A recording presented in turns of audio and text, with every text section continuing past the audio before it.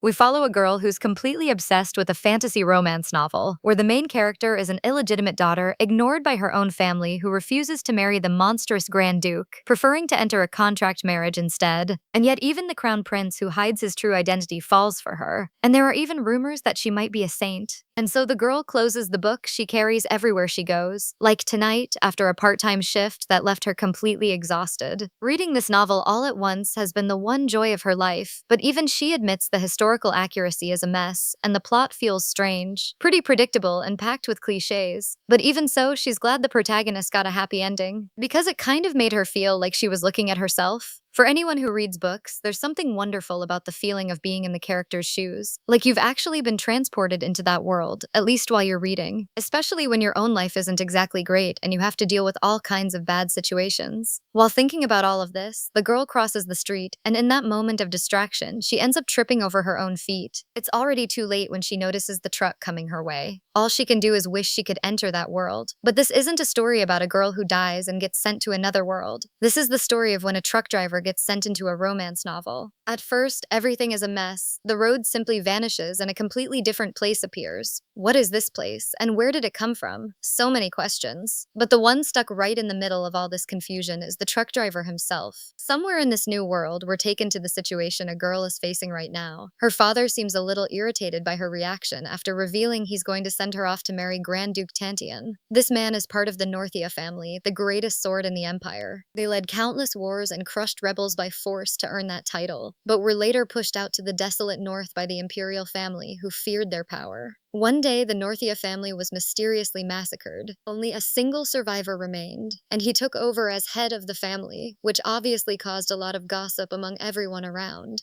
People gave him nicknames like Cruel Tyrant, Assassin, or the Monstrous Grand Duke. That's why the green-eyed girl is terrified of having someone like that at her side. That girl is Sate, the disgrace of the Brody family, born as the illegitimate daughter of a humble woman she resembles so much. Ripped away from her mother's arms and only given the Baron's family title because she might turn out to be useful. But in that mansion, there's no one who treats her like a real member of the family. And it was with that wicked smile that her father broke the news, saying she was finally ready to be of some use. It was said that if the marriage went well, they would be able to count on the power and resources of the Grand Duke's house. That made her realize it wasn't a lie. The rumors that the family's finances were going under because of some business the Baron had started. The problem is that the protagonist thinks someone like her could never satisfy the Grand Duke and would probably end up provoking him somehow. Sate understands that if that happens, she'll meet the same end as the Northia family. Despite all the contempt and hatred she gets from everyone there, nothing compares to the fear of being eliminated, which could happen very soon. Trembling with fear, the girl refuses to accept this fate. That's when the day came where she chose to defy her family for the first time, using the excuse that she needed to buy something before heading north. Normally there wouldn't be any guards, but this time one was sent along, which made her think it was purely for surveillance. So the two of them head out into the street, first taking a look at how things are out there. The guy immediately starts saying the situation looks strange and that they should go back,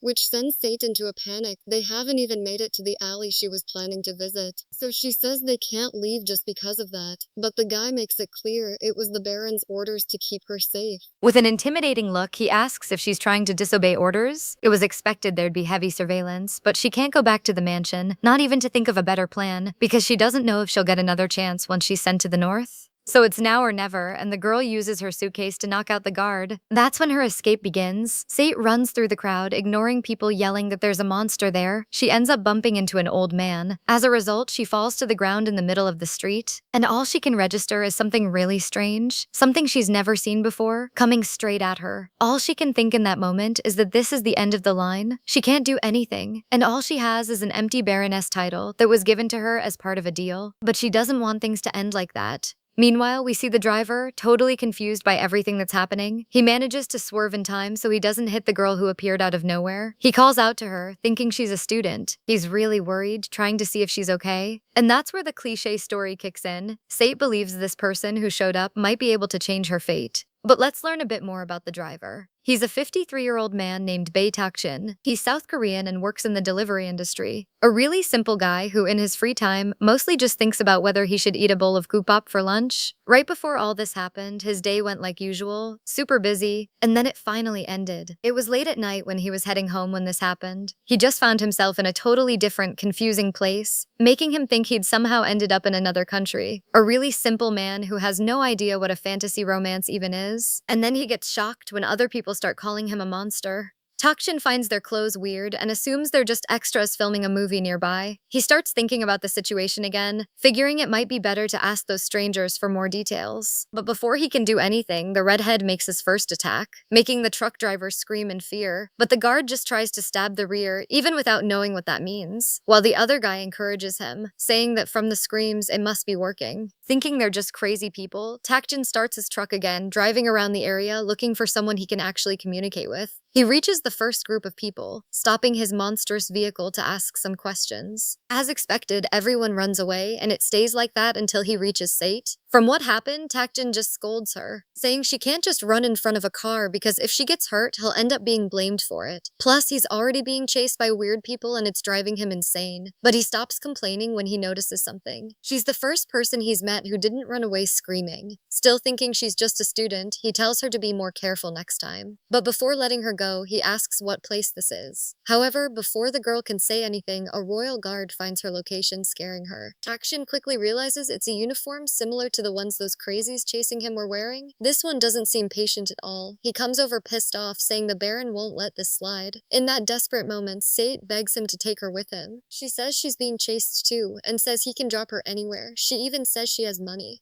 Takshin is still scared, confused, and desperate about everything that's happened since then. But looking at the girl, he realizes he's not the only one in this situation. With trembling hands, she finally lets go of him.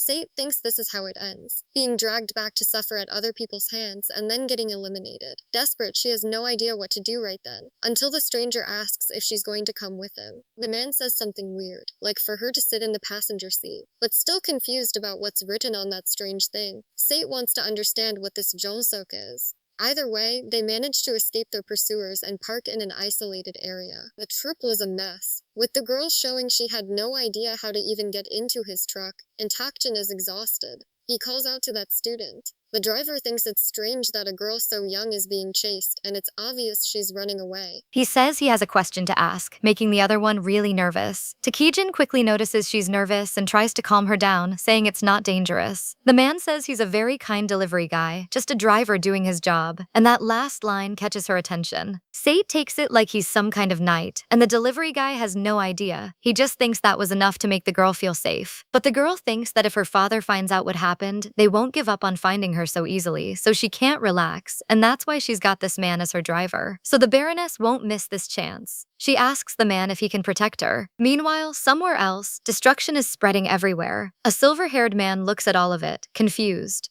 The carriage driver apologizes, saying there was a small problem over there. Inside that carriage is Tantian Rude Katlos, the Duke of Northdia. At the same time, that guard arrives at the Baron's office. The man is not happy at all about that rude entrance. But after what happened, the young guy doesn't even care. So he reports that the flower bed he worked so hard to grow was destroyed by an unidentified monster. Then he says the second lady ran off with that thing. Right then, the guards who chased the driver storm into the room, making the old man shout, demanding answers. The other two wait for the dark-haired guy to explain the situation, but he's only there because everyone else did the same, just riding the wave. That makes the Baron even more irritated, demanding that he kick the bastard out of his room. The Baron's anger can't be ignored. He stares at the third one and tells him to pay attention to his order. He demands that he bring him the bastards. So we go back to the fugitives. Takian is a bit confused by the request. Like, what do you mean protect this student? The girl doesn't even notice the confusion and keeps thinking he's a knight. Sate pulls a bag of silver coins out of her suitcase. She apologizes for not being able to pay a big amount right now, but makes it clear she really wants to hire him. If Takian's day was confusing before, now it's even worse. Annoyed, the driver asks if she thinks he's going to take money from a kid and says she's being way too bold with an adult. He lets out a sigh and tells her to forget it. Calmer now, Takia says it's weird to keep calling her just student, so he asks her name. She's about to say her full name, but at the last second, she remembers she needs to be careful, so she introduces herself only as Sate. The driver wants to know where he is, if he's still in Korea, and he also wants to know who those people chasing her were and why they were dressed like that. that. That puts Sate on alert, wanting to know why the knights were following him. But how would Takshin know that? He's the most confused one in all of this. He almost got into an accident on the road, and when he opened his eyes, he was there, and every time he tried to ask something, everyone ran off.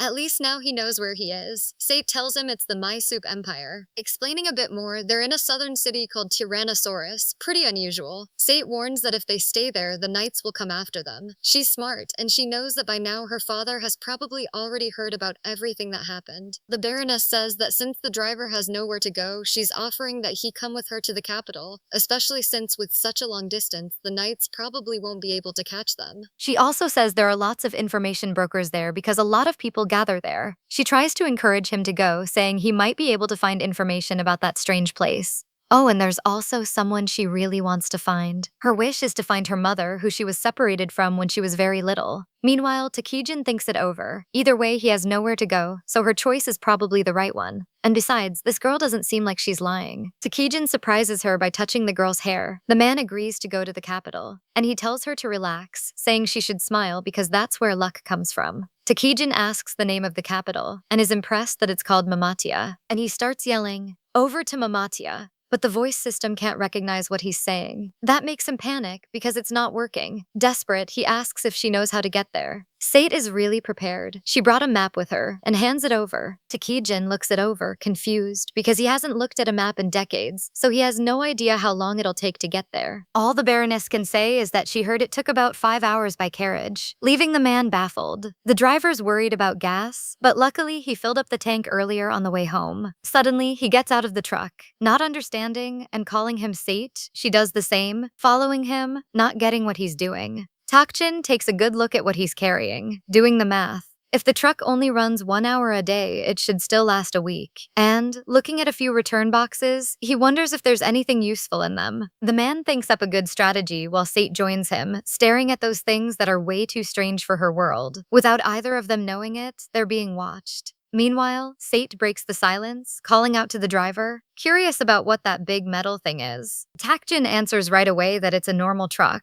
and, kind of innocently, finds it weird that she doesn't know, going on to explain that it's used to transport and deliver goods. All the girl can really compare it to is a carriage. As someone comes closer, she immediately turns toward the sound, making her notice the presence and yell for Takjin, but it's too late, and a sword is already at her neck as the stranger realizes this was the unidentified monster that caused chaos in the street earlier. It's the Duke, smiling as he says it was a good idea to follow them. Then he demands that the driver reveal his true identity. The whole thing happens so fast, catching them off guard. The Duke keeps the sword at the driver's neck. Finally, Takjin realizes it, dropping to the ground, terrified of what, to him, looks like a huge knife. Not knowing who this person is, all Sate cares about is that if this keeps going, Takjin will be in danger. The man asks her not to provoke this stranger, but the Baroness doesn't listen and steps in front of him like a human shield, which surprises the Duke. Stammering a little, Sate says there's been a misunderstanding, and even though she's scared, she explains that it's not an unidentified monster or anything like that, it's just a carriage. She hopes the stranger understands and keeps going, saying the old man isn't dangerous either. As for Takjin, he uses that moment to move around and get out of the Duke's line of sight. Faced with the Baroness's explanation, the Duke says he didn't ask her anything, but she doesn't really care because she's busy trying to understand the signals Takjin is making. The driver takes advantage of the stranger being distracted and uses all his strength to hit him, knocking him to the ground. Even the Duke is shocked by what happened to him, especially when he gets thrown inside that monster. Takjin, meanwhile, is relieved he survived that. He asks the girl if she's okay, noticing her pale face. Anyway, Takjin tells her to hurry up so they can leave, which catches her attention and makes her want to know where they're going next. The driver asks if there's a police station around, planning to take the lunatic who attacked him there. Then the two of them leave in the magic carriage, leaving behind the evidence that the Duke was there. Sate is pretty shaken, wondering if everything is really okay, even thinking that maybe, without realizing it, she did something really bad. She looks out the window at the noise coming from the forest, noticing the knights chasing them, but she doesn't recognize them as being from the Baron's family. They're connected to that person, and that's when she remembers the symbol that was on his cape. That makes her panic. Sate grabs the driver by his clothes, begging him to stop the truck immediately, which totally freaks Takjin out. She quickly apologizes, saying she's just in shock, and after everything she's been through, there's no way she can stay calm. and she explains that the person they've got locked up might be the monstrous Grand Duke. Meanwhile, Tantian is fighting the monster and soon realizes his attacks aren't working. He decides to be more careful. He feels like a ridiculous idiot, all distracted, just because he let his guard down without noticing. Tantian also didn't expect that man to attack him like a bull, but as expected, it's something interesting.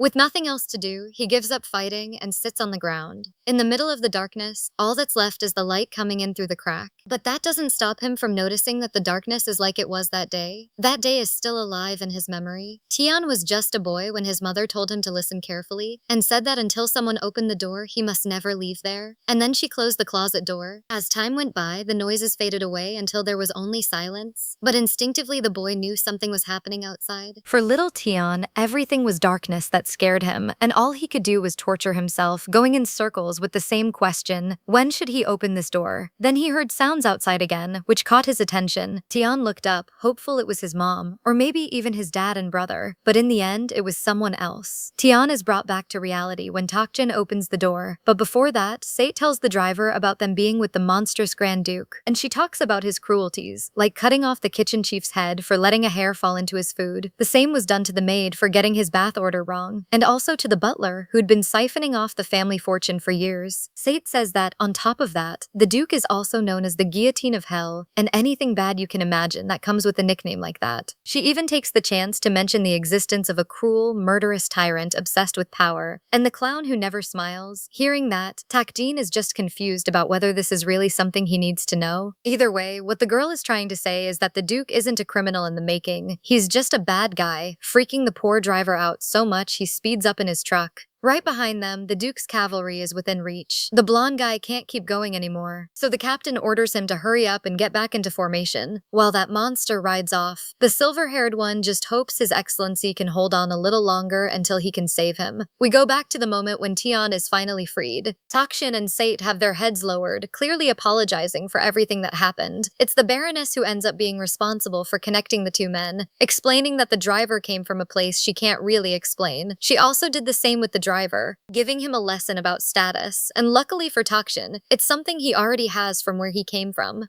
Based on that, the Baroness said that if they went to the capital with the Duke arrested, it would be their death sentence. All the man could think in that moment was whether they should at least try to beg, and that's what Takjin is trying to do with a casual tone, saying it was all a misunderstanding, even though a sword had been held to his neck, which earns him an angry look from Tian. Takjin then tells Sate that she should apologize too, and together the two of them do. Tian says it's not something you can apologize for, even if he lost his head right now, and the way he says it scares them even more, especially after the story Sate told. But the Duke surprises them by saying he got interested in him. On the other hand, the only thing Takjin can focus on is the destroyed items, and he asks why he did all that. Tian explains that the time he spent locked up made him decide to examine those mysterious things he'd never seen before. Takjin has to be held back from his outrage, wanting the Duke to pay for the damage he caused. Tian just asks the man to follow him, and promises that if he does, he won't take the crimes into account. The driver quickly leans in to whisper to Sate, asking if he should think this is a good idea. The problem is, there isn't much time for that. Soon the knights are back. They surround the two fugitives. Right away, Takjin says he'll follow the Duke. So the Duke orders the swords to be lowered because he has business with that person, and everyone does it, even the Baron's guard. He calls for Sate, though the situation isn't good. That same guard grabs her by the hair, furious about her attempt to run. Immediately the driver tries to go to her, but he's stopped. This time the Duke says he has no interest in that girl, so there's no need to waste time, and tells them to go. At the same time, Sate asks for his help. Now the regular delivery driver is torn about what to do. Takjin has no idea how he ended up in this situation. Not to mention he has no idea what's going on. But either way, this isn't something he can ignore or leave this poor kid in this situation. So the driver ignores his new master. Without wasting time, he goes up to that awful man, hitting him in the head and freeing Sate. Takjin offers his hand, a symbolic way of pulling her to safety. When he turns around, they find the Duke's figure still there. Tian is about to say something, but the driver just pulls him out of the way and tells Sate to get in the truck immediately, doing the same right after. Before leaving, she turns to the Duke, still sprawled on the ground, and says, "Stop talking so casually." Then she speeds up the truck and drives off, leaving the Duke behind. Soon the knights gather, and they find the Duke laughing in a cruel way. In the passenger seat, Sate trembles as she thanks the driver and asks if it's really right to run away from the monstrous Grand Duke. But Takshin just asks, annoyed, why she's being so shy and whether he should say something to encourage her to get out. The driver doesn't seem to have any patience at all. Sate feels guilty for putting the driver in danger, especially since she asked for his protection and even so he didn't take her money. Once again, that same old feeling is causing trouble and being useless. But Takshin says it's not her fault, and says he didn't like that guy always talking so casually, like he was an adult. Still, Sate doesn't think that's the only reason, and that the man is only doing it to try to ease his guilt, which is something you'd expect from a noble knight. Keeping his eyes on the road, Takshin is in a bad mood, thinking about that guy and how kids these days don't respect their elders. He asks Sate how she ended up being chased. The Baroness thinks for a moment, and says she just ran away and that's when she met him. She goes on to say that for the first time she felt like she had any value in her family, but she ended up running away without even showing gratitude, because she was afraid of being eliminated. Forcing a smile, the girl asks if she's such a selfish person, leaving Takshin confused. But he's not there to scold her, quite the opposite. He says if something someone says doesn't make sense, she should just ignore it, and asks, what's so good about putting yourself down like that? He regrets that she's so young and still suffering because of her weird parents. This is so new to Sate.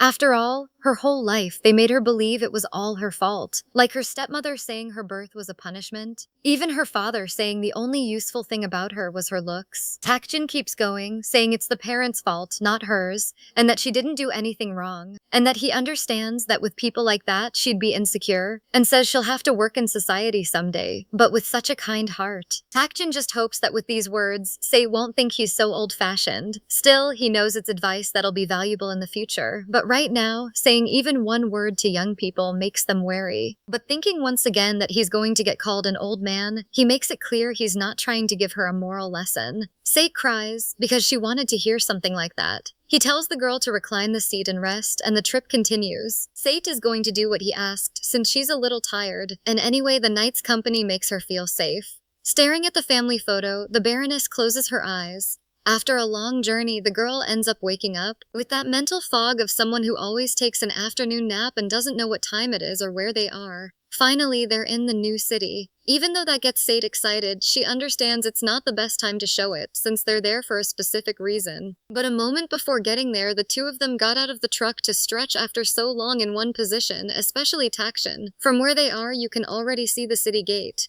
Sate is just relieved they got there earlier than expected, while the truck driver is terribly tired. Speaking of him, the guy was smart about hiding his truck so it wouldn't be visible, keeping things from getting messy again. He's ready to go, but Sate calls him. In her hand is a brown cloak she puts on him. Sate was originally going to wear it since she's on the run, but his clothes draw more attention, so she's just going to change clothes, which might solve the problem. After that, an awkward silence stretches out, until the girl asks him to open the truck door. It was a scary experience changing clothes in the dark. Now in the city, Sate suggests looking for someone, so it's Sate who has the mission of looking for information, asking the city's residents, or walking around looking in every corner. They do that until something catches their attention. A place with a sign that says Jungbo. They go in and are greeted by a peculiar old man. Takshin just yells, "Republic of Korea, South Korea, do you know kimchi?" The man says no because he's never heard that name before, so he'll have to look it up separately. He holds out his hand, leaving the foreigner confused. Then it gets explained, and the owner of the place charges 100 silver coins for the service, which is obviously kind of a ripoff, but they pay anyway. The man finds that coin weird, and even asks if it's real. With a big smile, Takshin assures him it's iron, but it gets rejected right away, which makes the truck driver furious, since 101 don't just grow on trees. This time Sate is the one who's going to handle things, and the man asks if she has anything to trade. With a sad look, Sate says she wants to find someone. It's her mother, a former maid who worked for Viscount Brody's family until a few years ago. That's the only info the girl has. She has no idea where she's been since then, and the man says that with just that clue, it'll be hard to figure out. Sate pulls a few jewels out of the bag and tosses them onto the counter, and says that all of it together should be worth around 300 silver. Sate asks, including the information about Hwangkook, can we get it as fast as possible? The deal is made, and the man tells them to come back the next day. So the two of them leave, with Sate looking a bit down and torturing herself with thoughts insists that in the end, they still don't know anything, and she keeps asking herself if all the information they requested will really come through. Suddenly, the sound of her stomach growling is heard, making her embarrassed. But Takshin doesn't really care and says the food's on him. After all this running around, he must be starving too. He asks if there's anything she wants to eat while looking around, hoping to find something delicious.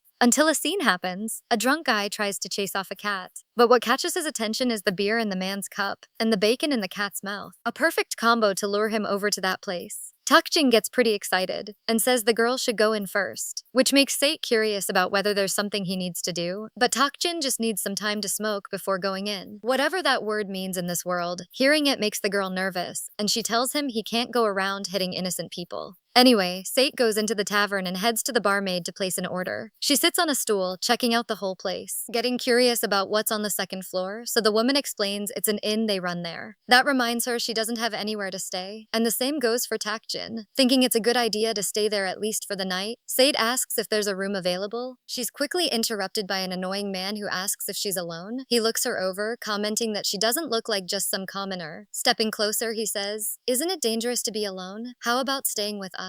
Scared, Sate begs them to stop. At that moment, a blonde guy with glasses shows up. Seeing what's going on with this stranger looking like he's hurting the poor girl, a voice orders him to let the girl go immediately, and that voice is Takjin's. He demands to know what he thinks he's doing with the girl. Sate gets emotional seeing him there. At the same time, other guys come into the place, with one of them sitting at the table in the back. With things settled, the protagonists are sitting down, and Takjin asks, "Why is it that every time I look away, trouble finds you?" The old man complains it's because of her lack of confidence and advises her to puff out her chest as much as possible to intimidate anyone, encouraging her to do it. Finally, the food arrives. To Sate's joy and Takjin's sadness, Takjin immediately orders 2 mugs of beer. When it arrives, the driver drinks the refreshing drink right away, but Sate seems unsure about it and explains that she's never had anything alcoholic before. Giving her a pat on the back, already hyped up by the alcohol, the man says it's fine to drink when you're with an adult. Even thinking it's unpleasant, Sate agrees to try it.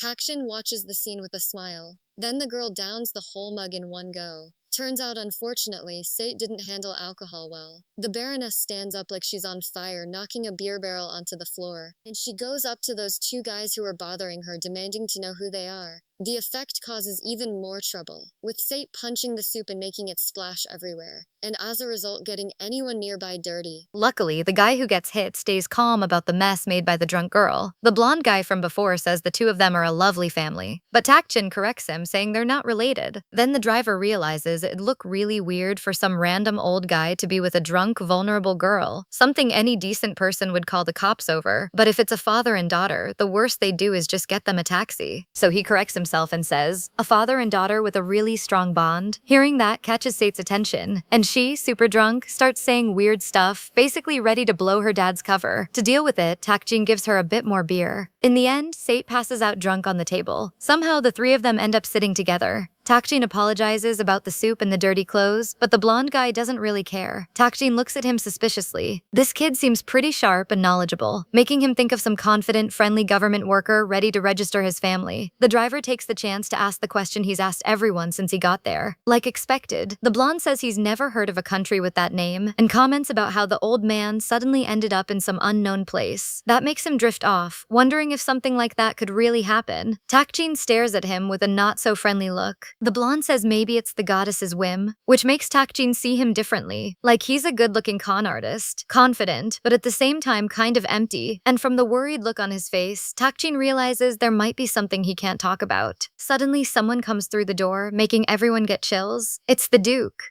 The blonde gets curious about why the Duke of Northia is there, and he looks suspiciously at the driver, who reacts strangely to the visitor. Meanwhile, Taeyeon, who seemed focused on his mission, looks around. It doesn't take long for him to find what he came for. He walks up to the man and grabs his arm, demanding he stand up. But the blonde, whose name still hasn't been revealed, stops him, with the excuse that he's there with his group, making the Duke give him a really curious look. There isn't much Takjin can do, with the drunk effect leaving him all woozy too. The guys are ready to handle it when Sate finally wakes up and tugs on Taeyeon's clothes.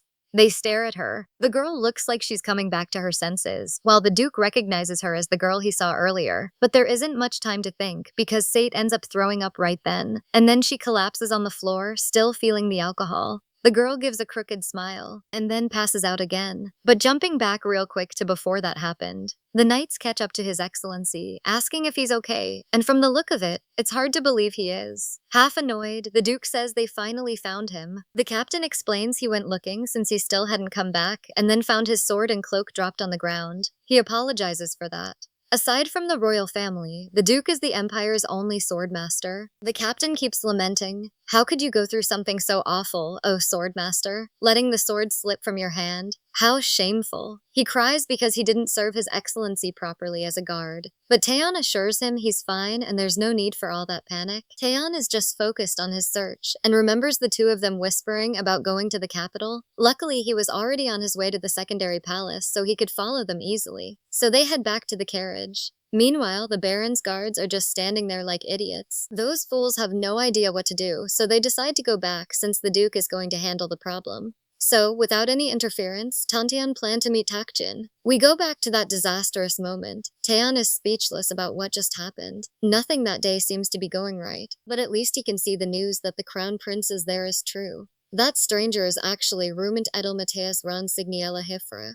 Taeyeon realizes the boy is still going around pretending he's a commoner. Looking like he's sobered up, Takjin finally snaps out of it, and seeing the situation, asks the guys to take off the dirty clothes. First, Sate is laid down between the chairs. Then it's on Takjin to clean up, but with the mess and the stink, the best option is to wash it off quickly. One of the guys even talks back, saying the sir is cleaning the floor carefully with his own clothes. But that's because he can clean and wash them later. Meanwhile, Takjin tries to think of a plan. The Duke is watching the two of them interact, regretting that the crown prince is blocking his path, so there's nothing he can do there. Taeyeon just asks him to throw away his dirty clothes and leaves, promising he'll be back soon. With him gone, Takjin takes the chance to ask if the two of them know each other. The prince says yes, but explains they only knew each other when they were kids. The man asks if they're friends. That simple question makes Rui a little sad. He says he sees him that way, but he's not sure what the other guy thinks about it. Wanting to know more, Takjin asks if they ended up fighting. A bit awkward, the blonde answers that, in a way, maybe they did. Rui says that since they were children, they were close enough to share everything with each other, but now it's hard, even just to have a normal conversation. Like some old wise man, Takjin advises him to start a conversation, and even says he regrets some things in life. He says he realized his heart wasn't in the right place back then, and that he should have reached out first to the people who mattered. The old man says it's time to go back to running away, making it clear that only applies to people like him, since the boy is still young. Looking out the window, they realize it's pretty late and they should leave. Embarrassed about the trouble he caused, Takjin offers to pay the whole bill. Rui tries to stop him, but Takjin won't budge, asking him to just look after the girl while he takes care of things. The driver goes up to the counter to pay and offers his credit card, leaving the other guy confused. He tries another approach, thinking the place doesn't take cards, and offers cash. While he's dealing with that, the prince is on the other side, paying the bill, and he even ends up being held responsible for paying for the mess that was made. At least the problem gets solved, and Takjin writes something down for the boy. He hands Rui a piece of paper, saying he can let him know if he ever needs help, because he'd be happy to return the favor. Rui is curious about what happened to Taeyeon, so for now he figures he should just accept it. He looks at the paper and doesn't understand that bunch of numbers written on it. When he goes to ask about it, he realizes the two of them have already just left. Outside, Takjin is carrying Sate on his back. He does it while humming a song. The girl starts crying, complaining about the noise, and the driver asks her not to ruin his clothes. Dragging the girl away from there, Takjin pauses for a moment and looks up at the sky, shining full of stars. It reminds him of his simple life as a delivery guy. He wonders how long it's been since he last saw the stars in Korea. With a smile, he keeps walking, treating it like a weird thing. It's morning again. Sate slowly wakes up, totally confused, not knowing where she is. She doesn't even have time to try to think about it because Takjin surprises her. He noticed she woke up. His face is wet from washing up and he's holding a toothbrush and a towel. Worried, he asks if she's feeling okay. Sate calls his name like she needs to make sure it was all real. Yesterday was insane. She ran away from her family, met Takjin, and went to the capital. Not to mention the adventure on the way where they captured the Duke and still ran from knights. Her head hurts as she tries to process even more things. Then she remembers she went to the tavern and drank a lot, breaking everything in front of her. And she also remembers the embarrassing moment of throwing up on those two. Meanwhile, Takjin asks if she's okay. Sate's face is as pale as a ghost. Takshin hands her a drink and tells her to drink it because it'll make her feel better. Sate takes a good look at that weird thing. Then she stares at the man, not getting it, so Takshin opens the can. The driver looks at her, worried, because she looks like a complete mess. And the worst part is remembering that a lot of it is his fault for encouraging her to drink and then pushing a few more beers on her. All he does is tell her that once she's feeling better, she should follow him. Then the two of them are near the river. Sate looks at herself in the river and asks, really curious, how he managed to find a place like that. Takshin gives a simple answer. He just listened to the sound of the water running and knew. Seeing her staring like an idiot, the driver tells her to hurry up and wash her face first and clean herself up. Sate does it, or at least tries to, scooping up some water with her hands. Takshin shows up beside her, asking how long it's going to take if she keeps putting it off. With that, he sticks his hand in her face, explaining she needs to scrub hard like that. Then he asks if she feels refreshed. At that moment, Sate has a little flashback to the night before, when the man said they were father and daughter. She looks at the driver, and then I smiled and nodded, like I wanted to make that real. Taking advantage of this moment together, Sate asks if, while he was asleep, he talked to someone else. Takshin confirms it, saying he didn't get much information, and mentions the good-looking young guy who suddenly started talking about gods and other stuff. At that moment, the driver stops to think about how everything is actually really weird, like his phone, which has been out of service ever since he got here. He also noticed there doesn't seem to be any building that looks like an embassy, so he wonders how any of this can even be possible. He tells the girl he thought all of this was some kind of cult, but now it feels like maybe it's some kind of divine prank. Sate says, very confidently, that he's right. At first, she was mistaken, thinking the man was a knight from a foreign land and that it's possible what he said is true. Because of that, the Baroness says they need to meet the saint immediately. In this world, there's the goddess Marika, omniscient and omnipresent, able to foresee the future and so on, basically something straight out of a founding myth. So, under her divine authority, the current Mysoup Empire was born, and the one who delivers the goddess's words is none other than the saint herself. Sate says that if they get help from the saint to ask the goddess to send them back to Hwangkook, that idea gets Takshin excited, and he asks where they can find her. But the Baroness feels a little offended and tells him off for not treating the saint like some tourist attraction. Then she explains that the sainthood is a vessel for the goddess, and that's why the role has always been carried by the Empire's first princess.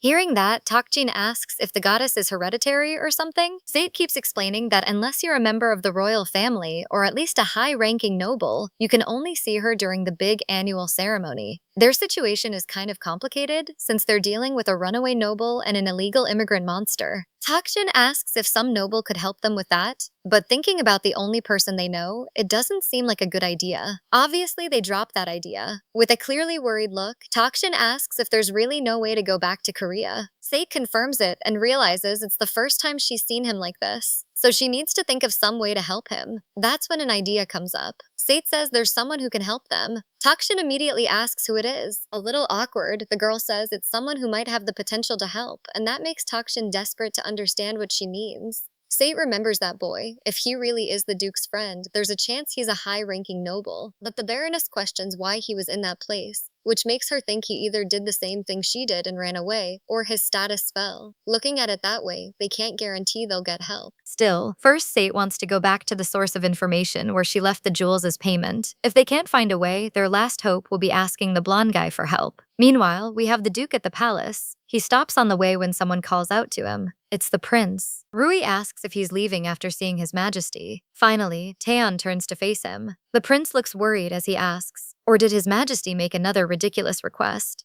Taeyeon doesn't answer him. He just greets him properly, calling him the little son of the empire. That makes the prince sad. But then he remembers what Takshin told him in the past, and what he said about regrets, especially about not being the one to go after the important people in his life first. Rui apologizes, leaving the Duke confused. Stumbling over his words a bit, the boy asks if it had anything to do with the man from last night, since he seemed so serious, and says he's sorry he couldn't help. Taeyeon just says the man only had something peculiar about him that made him curious, so Rui shouldn't worry about it. Then Rui pulls something out of his pocket and hands it over, explaining that Takshin gave it to him, and he says that if Taeyeon is still looking for him, this might be a clue. Taeyeon immediately takes the paper and, with a sly smile, thanks him for it. The Duke says he has something urgent to do and hurries off, leaving the prince behind. But before leaving for good, the Duke stops, just to say that next time he goes out, it might be a good idea to take a guard along. A little awkward, and maybe even surprised by that, Rue thanks him for the concern. Back to our main duo, Sate is at the shop where the man says that even after a long, thorough search, he couldn't find the name anywhere, and he believes that if they go somewhere else, it'll be the same, because Hwang Cook doesn't exist. But it doesn't end there. He drops a shocking reveal about where Sate's mother is. Finally, Takjin walks in. He asks the girl if they managed to find anything. The Baroness turns around and, with a forced smile, says no. That makes Takjin think about how he's spent his life chasing after one man. Ever since his mom left home, he's never heard from her again, and that made him lose his purpose. But now he has a family waiting for him. The two of them go sit outside to eat a little, and with their last option left, Sate wants to know how they're going to find the prince. Confidently, Takjin says that won't be a problem since he gave him his phone number. But it doesn't last long. When he remembers the reality of that world, he gets disappointed and suggests going back to the restaurant. Sate starts thinking, if that boy is really friends with the Grand Duke, then Tion's attendants must have seen him at least once. And she mentions she heard there's a separate estate near the capital for his family, but even so, finding the Duke at some point is no guarantee it'll happen. Takjin asks if they can't just stop people along the way and ask them to take them to the Duke's house. Whether it's luck or just coincidence, the coachman stops his carriage and asks if they want to go there. And that's how they end up at the estate, and Takjin has to drag the scared girl along, standing at the gate thinking it's some kind of apartment complex. He asks what building it is and what the unit number is. Then he's completely stunned when he finds out all of it belongs to the Duke. Takjin imagines the maintenance fees must be insane, but either way, now's not the time to worry about that. At that moment, a knight asks what they're doing there. That makes Sate scared they'll get caught, but Takjin tells her to stay calm and just do whatever she does. Takjin acts casual, like he's only there to enjoy the dry breeze, so the Baroness does the same. But their plan doesn't work out too well. Now the driver realizes pretending to be some innocent hiker doesn't work anymore, at least not there. As he's being taken away, the man protests that he didn't know it was private property. In the middle of the confusion, a firm voice behind them says, "You saved me the trouble of looking for you.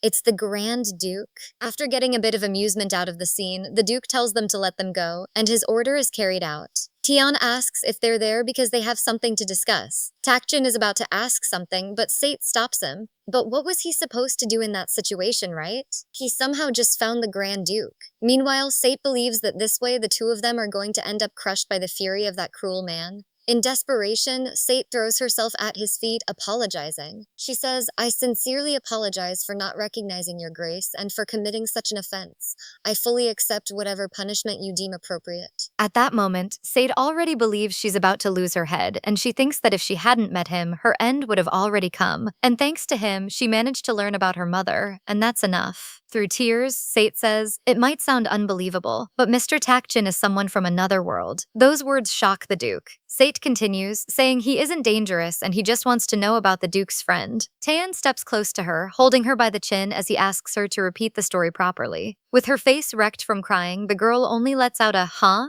Inside the palace, Takjin is impressed, admiring everything and calling it home. He even says it looks like a real palace, and Sate has to tell him to be quiet. She's relieved that, for now, the Grand Duke didn't get rid of them, at least not yet. Taeyeon goes to his butler, announcing that he should prepare the reception room for his guests, and also a letter. With those orders given, he leaves. Jeeves tells them to follow him. He leaves them in the reception room and asks them to wait there for a bit. Takjin says he was right about coming there first, and the girl ends up agreeing. Sate thinks the Grand Duke has seemed really intrigued by Lord Tagbay from the start. The door opens once again, this time with Tion and his friend. Sate immediately stands up to bow, while Takjin keeps sitting there, thinking about how he's the only one still wearing the same clothes since this story started. Sate introduces herself. Takjin does the same, but in a weird way, saying, "Ba Takjin, 5th year, class 3. That catches the girl's attention, and she asks if he isn't Lord Tagbay, but the driver reminds her it was her who decided to call him that. Cutting off this monologue, the Duke introduces himself as Tantian Rude Katlos Northia and says this is his private village. That information knocks the driver out for a bit, until he snaps back, "Ah, Grand Duke?" The blonde guy just introduces himself as Rui. By the way, he asks if the two of them aren't father and daughter like they said last night. The topic right now is Sate's escape, and they want to know how she did it. With her head down, she admits it wasn't anything special. She just ran away from her family to avoid an unwanted marriage. Shocked, the prince asks who the suitor was that pushed her that far. Meanwhile, the Duke is completely uninterested in this conversation. Still, they're expecting an answer from Sate about it. But the girl starts getting nervous under the look she's getting. So she ends the subject by asking why they want to see him. That's when they say they want to see the most holy one, in other words, the princess. The Duke even steps out of the way so he won't get hit by the shards from the glasses. Sate explains they need the goddess to send you back to your original world and asks if he can help them with that. The problem is the saint you're looking for might be someone who knows him really well. So Rui apologizes for that. He says he can't help because he's not actually a noble. Now everything seems ruined and Takshin doesn't know what to do, until the Duke cuts in and says he can help with that. With a teasing smile, he suggests they make a deal, which makes him think something like, this kid barely got out of diapers and he still wants to make a deal with me. Anyway, the two of them go to where the truck is hidden. Takshin is the one who led him there. At least there's a little bit of gas left, but he asks how they're going to take it home without causing chaos with people seeing it out in the open. But the Duke says not to worry because he has a way to handle it, and it seems to have worked because people on the street are really excited as they pass. Of course, for that, the driver had to be taken inside a wagon, caged up, and his truck right behind. Because of this whole act, people think the Duke captured the monster and is taking it to his private village. Some call out to the Duke, asking him to look at them, while most demand that he execute the man who brought the monster. But to get to that point, first Tian proposed the deal. Hearing that makes Sate worried because she realizes the delivery guy is making the same face he made when she wanted to hire him as a knight. Like he just heard something he definitely didn't want to hear. To make it worse, Takshin is getting mad at the Duke, and that's terrifying because it means they're going to lose their heads over this, so she steps in and asks the delivery guy to calm down. But neither of them listens. The conversation keeps going without Rui, who left earlier since he couldn't help. Tian goes over the details and says what Sate said is a little off. Then he explains it better. First, it's true that nobles can request an audience with the saint, but that doesn't mean you can meet her whenever you want. The saint rarely appears outside formal public events, which are completely closed off. Hearing that makes them worried. The Duke keeps talking, reminding them that in 6 months the founding festival will be held, and when the time comes, that's when he'll take him to the saint.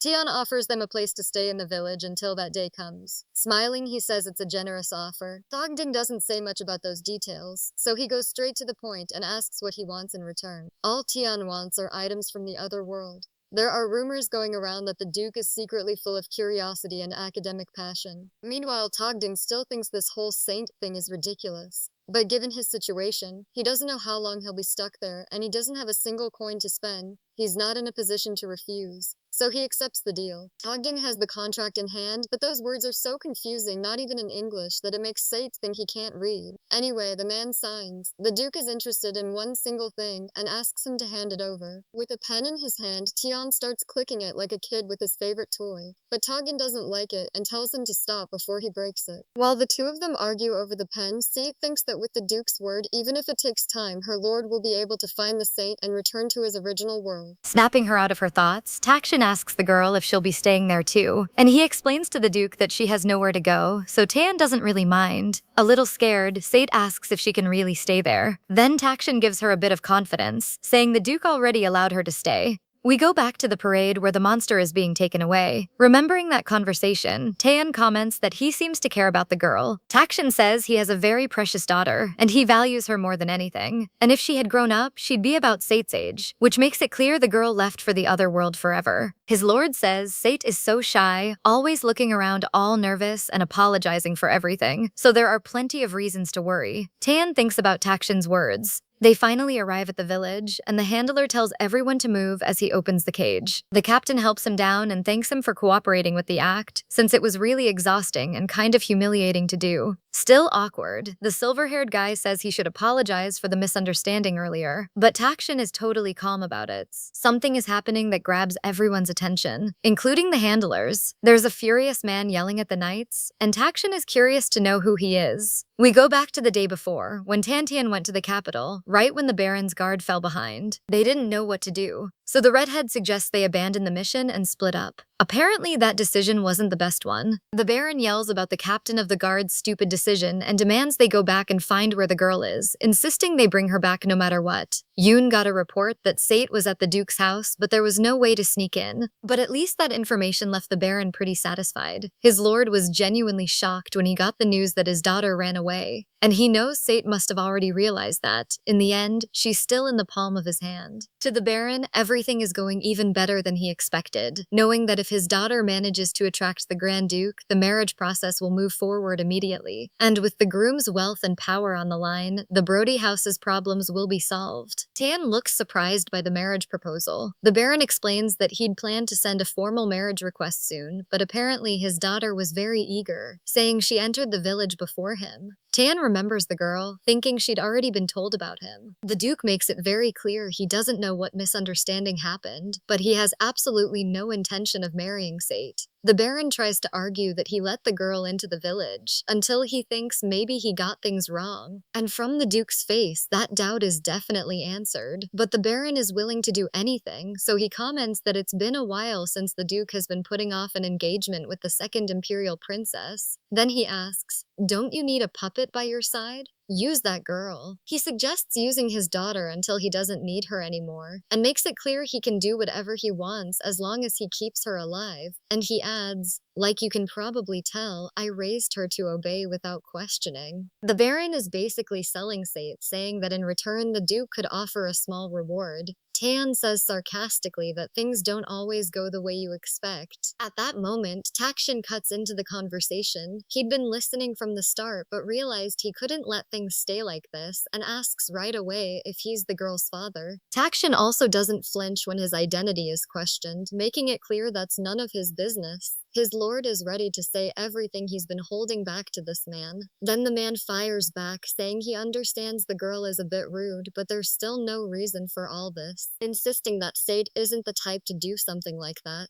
Takshin won't accept him treating the girl like that, and makes it clear the Baron shouldn't have the right to be called her father, not if he treats her like this, like she's just merchandise. The driver walks up to him, pointing at his own chest, and says, "Is that what your parents taught you?" The Baron, pissed off, yells, "How dare you touch me!" Meanwhile, far away from all that mess, Sate is at the palace, totally exhausted because she couldn't sleep last night with so many thoughts, and because of that she missed the delivery guy leaving with the Duke that morning. The butler is there, greets her, and says he hopes she had a good, restful night. Sate smiles and says she managed to rest thanks to him. Jeeves comments that the girl will be staying in the annex for a long time because of the driver's situation, and that she'll probably need a proper companion. He calls over one of the maids. The butler assigns the maid to serve Sate exclusively. The Baroness hears that and refuses, saying she isn't someone worthy of that kind of treatment. But the other girl is already excited to work with her and introduces herself as Daisy. Sate lowers her head, ready to refuse. But Daisy is quick and asks her to speak more calmly. At that point, the Baroness throws herself on the floor, but the maid is the more dramatic one of the two. Sate ends up accepting and asks to get some fresh air, and Daisy offers to come along since the garden is so huge you could get lost on the grounds. So the two of them go outside. Sate is completely worn out from how much she had to walk, especially with the stairs, but at least it helped clear her mind on the way to the annex. Right then, the Baroness notices something. Daisy keeps talking to herself about how beautiful the place is, and when she realizes she's not getting a response, she asks if something's wrong. But Sate just took off, totally ignoring her companion calling out to her. Sate saw her father and is desperate to know what he's doing there, and then she witnesses the whole mess. Her father grabs the driver by the shirt over the insult, trying to scare him. Takshin asks the Duke to call the police. Taeyeon doesn't say anything, he just grabs his sword. The Baron shoves the driver away and goes back to telling the Duke that he understands he didn't want his daughter, so he demands that he at least take her away from there. But with a big smile, the Duke says he can't hand the lady over, which leaves the Baron confused. Taeyeon can't let the girl leave because he hired her. Well, at least that was a good excuse he took a while to come up with. Sate, standing there listening to everything, doesn't understand it. Meanwhile, His Grace explains that if he wants to take her, he has to follow the proper procedures, but the Baron thinks that's ridiculous and even questions the Duke's honor. In response, Taeyeon puts his sword to the man's neck in a threatening way. With a serious look, he asks, "Do I need to say it twice?" Takshin is furious, but at least that arrogant guy left. Now alone, Taeyeon asks if there's anything she wants to say. He turns to look at the person he asked. Sate walks up and asks if what he said earlier is serious. Takshin, hearing her voice, gets a huge scare and asks how long she's been there. Taeyeon ignores him and makes it clear to Sate that he only did it because he wouldn't be able to deal with the otherworld traveler alone, and that's all he has to say. The Duke walks past her with his unshakable posture without saying another word. Sate stays there, stuck in her thoughts that she escaped the Baron's Taran's estate unharmed, and even not being able to live in the Duke's mansion, none of it was her choice. It was because of that unknown man. And thinking about it, even with that escape, one way or another she ended up with the Duke, just like her father planned. Meanwhile, Takjin goes over to the girl, worried about whether she's okay. She apologizes, saying she did nothing but cling to him and rely on his help. She regrets that now the driver is in trouble with her father. With deep sadness, she admits she feels like a burden. Those words catch Takjin off guard,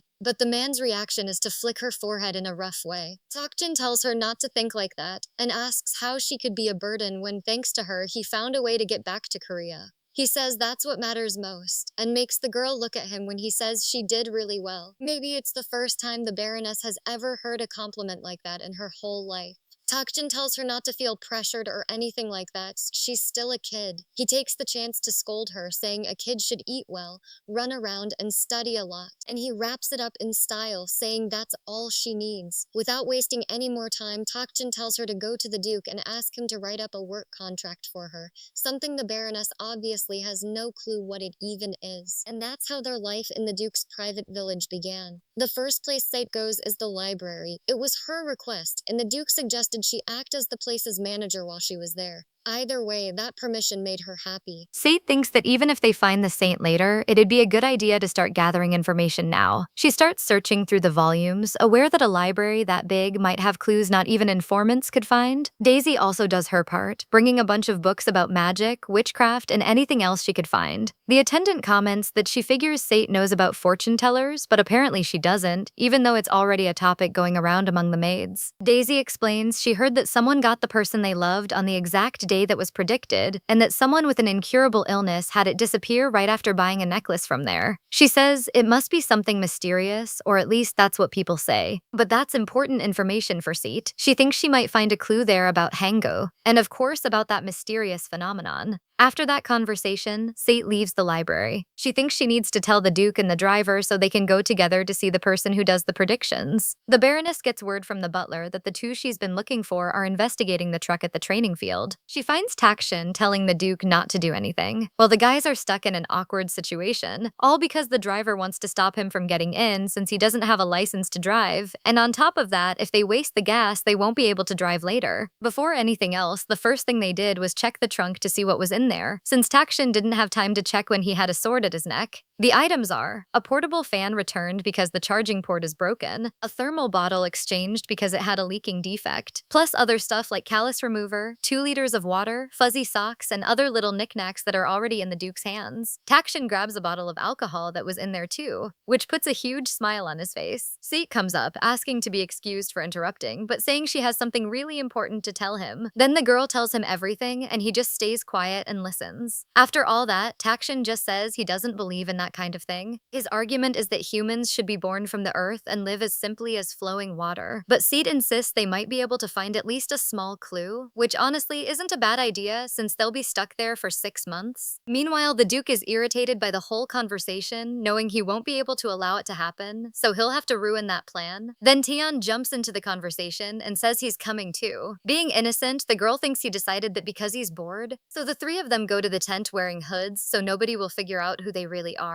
They go in carefully so they won't be seen. The fortune teller greets them with, "I can feel a kind of special energy," and points at Takshin, saying he got involved in something mysterious, leaving the foreigner totally impressed. The mage goes over to his crystal ball and, like he's explaining to an audience, says, "This character isn't important, just a random extra passing by," because the author simply wanted to try drawing the Tower Master but didn't get the chance. He lays the cards on the table and says that worried face is definitely a health problem. The mage pulls a few more cards and takes a look while commenting, tossing out some cards that pointed to financial problems. But then he looks at Takshin, asking if he thought that was his guess. Actually, he was just joking, because the problem is, which the driver confirms. In reality, Takshin realized right away this guy is just another scammer. The fortune teller even asks him to wait, saying he can already see it, and that in this episode he'll meet a special person. Takshin turns his back on the fraud and walks out. With that, Taeyeon says they should come back soon, but the driver yells no. He points at the carriage and says it was pure torture earlier when he had to use that. For the driver's luck and the Duke's bad luck, Sate reveals that, just in case, she already checked out all the other famous places that also do predictions. That ended with the Duke declaring that everyone's illegal business operations had to be shut down. While all the mages are getting arrested, Takjin decides to go for a walk while smoking. And he says, "You two should spend some time alone." Sate and Taeyeon are left behind. Then they look at each other at the same time. Now it's just the two of them there. Meanwhile, Takjin purposely heads into an empty street. He walks around while smoking. He stands there for a while until it runs out. So he decides it's time to head back. He does that by turning on his heel and walking back. But for some reason, he speeds up when he feels like something is following him. Takjin turns around to see what it is. He just finds a dog, and the fortune teller's line pops into his head. In this episode, you'll meet a special connection. Takjin is shocked when he realizes it wasn't a person in this case. Meanwhile, Taeyeon and Sate were left alone. Turns out the girl ran away so she wouldn't have to marry him. And now the Duke knows everything, so the vibe is unbearably awkward. Sate is really nervous, not knowing what to do, and she even wonders if she should say something just to break the ice. The Northia house is really isolated from the world, so if it weren't for the portrait, she wouldn't have any idea that Taeyeon doesn't look anything like a monster. Noticing her fixed stare, Taeyeon asks if she has something to say, and since she's so lost in her thoughts, Sate accidentally lets it slip. Handsome, and what a way to break the ice. But she's quick to make up an excuse, pointing at some random guy and saying he's her type, like totally handsome. The guy is surprised.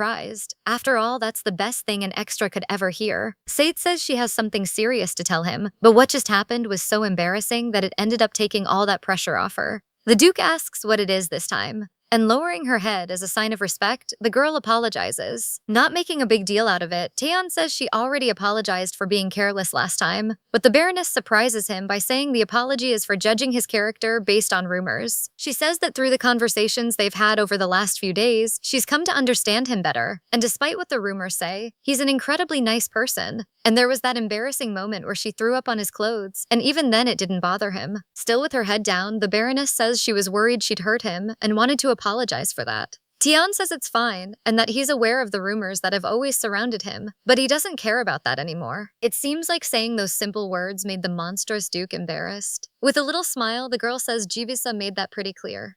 Sate then asks if the rumor about him making the butler lose his head was a lie, but Taeyeon surprises her by saying it's true, and it happened in the middle of training. Already far away from him, the girl says she'd like to look for a gift for the driver while she waits. The Duke gives a small, almost unnoticeable smile as the Baroness walks off to look for the ideal present. Meanwhile, Takjin is staring at that dog, pretty impressed by the fluffy animal just standing there. But something catches his attention. The little animal is really hurt. Like the dog could answer, he asks what happened to those injuries and where he can find a university hospital to take him. At that moment, a really angry man shows up, asking him to hold the dog. Takjin asks if he's the owner. He confirms it, calling the animal a scammer, and says it suddenly ran off. The dog clings to him, shaking with fear. This is an awkward situation for our traveler. The man thanks him for catching his animal and says he's going to take it back to its place. But Takjin isn't going to let this innocent one go back to that guy, so he asks how much he wants for him. It wasn't even that hard, because the man offers 50 coppers. But since Takjin doesn't have that, he points to where his companions are. The driver thinks about calling them on his phone until he realizes a phone is totally useless there. Already out of patience, the man says if he's not going to buy him, he should give his dog back. But Takjin makes it clear that's not it, and that he just needs to get the money. But that doesn't make things better. The man is ready to take his anger out until a huge shadow covers him. Taeyeon appears behind Takjin, asking in an intimidating way what he thinks he's doing. And of course the man doesn't want to face the monstrous Duke, so he leaves the dog there and runs off. Takjin asks how he found it, and Taeyeon says it was just instinct. Meanwhile, Sate pets the animal, looking at it with this pitying stare like she can't believe someone would do something that cruel. Someone suggests leaving the dog at the vet so they can head out. Feeling really bad, Sate says the animal is pretty badly hurt and that they should take care of it until it recovers and can be let go. But Takjin is totally against it, saying they're already doing their part by getting it treated and that an animal shouldn't live with a human. He even threatens that if they bring it along, he'll run it off. So Sate has to make that abandoned puppy face, and the dog does the same. Both of them are staring at him like crazy. In the end, Takjin agrees, but on the condition that the dog stays outside and he won't let it come in where it doesn't belong. Meanwhile, Taeyeon is just standing there looking dumb watching all this, because they forgot the private village is his. The prince walks through that area full of angel statues.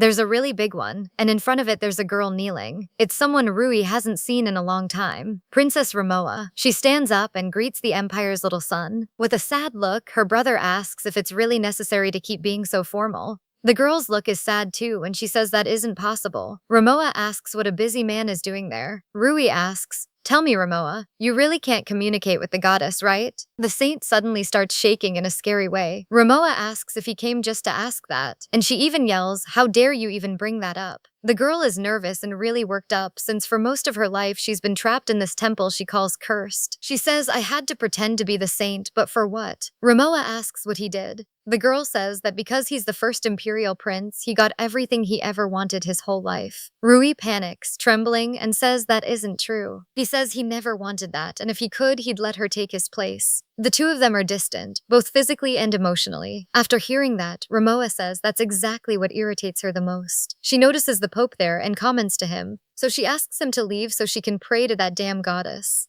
Two important figures show up. One of them is the high priest. Some time passes while the visitors are staying in the village, and to their relief, the dog is almost healed too. Sate is the one who took care of the animal's wounds, since she has experience with that from taking care of her own by herself for a long time. Meanwhile, Takjin bombarded her with questions, even asking if she had dog food and everything. So she thinks it was thanks to him too, since he cared a lot. Sate also didn't like the idea of calling the animal just dog, so she suggests they should give him a name, which Takjin doesn't think matters. Meanwhile, the Duke wants to know why they just left the dog inside his village. The two of them are more worried about the name, and Sate even suggested ideas like Coco, Cookie, and Hazel. But to Takjin, Turd is definitely a good name. Tion, who hears the conversation, says it's a perfect name for something really nasty, because Turd is peeing on his leg. That makes Takjin burst out laughing. Sate watches him, and thinks maybe she doesn't know just how affectionate the Duke is. Right now, the Baroness is looking for the driver. She wants to give him the gift she forgot because she got so busy taking care of Turd. Then Sate finds him washing up at the fountain. She comes over saying he can just tell her and she can help with that, but the man says he can do it himself and asks what she wants.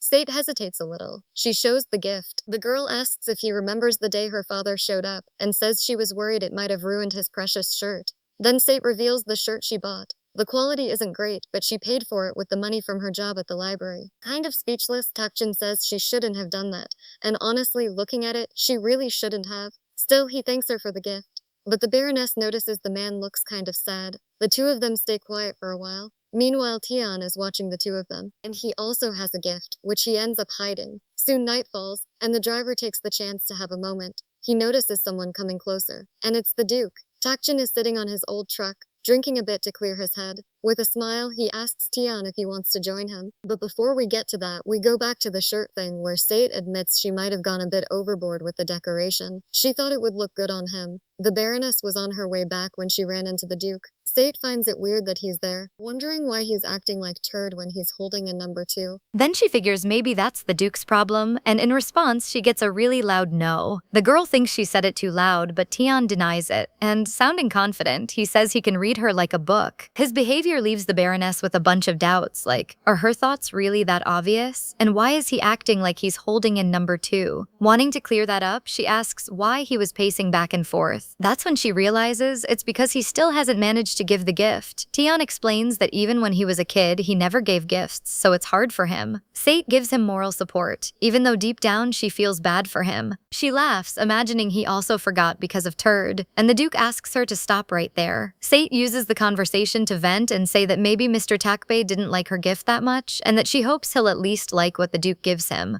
The Duke stays silent for a while. Then he says he's going to give the driver an accessory that matches her gift, including the brooch they bought together that day. And Sate looks so discouraged when she hears that. The Duke keeps his thoughts on the mission he has ahead of him. At night, when he meets up with the driver, the man asks if he drinks. Tion says yes and makes it clear he's better at it than Sate. They both seem confident about that, so the man is excited to share a drink. Tion soon shows up with his pretty cup, but Takjin clasps his hands together, explaining that when your superior is pouring you a drink, you should accept it with both hands. Right after that, the drink is poured. Mr. Takbei is already used to this, thinking it's sweet, while Tion's face is basically a spiral, and that's already enough to make him slur a little. It's a nice vibe, with just the two of them there, so the Duke takes advantage of the moment. handing over his gift, and well, if his guess is right, the man doesn't want to get close to them. Takjin asks why he went out of his way to give him a gift too, since he'll be leaving soon. Since it's just the guys there, the delivery guy feels comfortable talking and says things have been hectic since they brought in the dog that keeps tugging on his shirt and he doesn't even know what it actually wants. And Tion gets pulled into other thoughts, because even though he keeps thinking about the idea that the man is going to leave, he's gotten used to having him by his side. Maybe thinking about that made him blush, or maybe it was the drink he just had. Maybe he really is drunk, because on his own he admits he hasn't had someone that close since he was a kid, and without caring about his status, Takjin says he has an awful personality. The man asks if it's the brown-haired boy from that day, since he heard from him that they were friends. With a smile, the guy says yes, and adds that they have been ever since that particular incident. What happened was actually the planned elimination by the emperor, who saw the great house Northia as a threat, and thanks to his mother, Tantion was hidden somewhere safe. He stayed there until the next day, when a relative who was visiting the family found him. The man tried to hold him back, but it wasn't enough to stop him from witnessing the horror that happened to his family. Going up to him, the relative said it was hard to accept, but from that moment on, the family's fate was in his hands.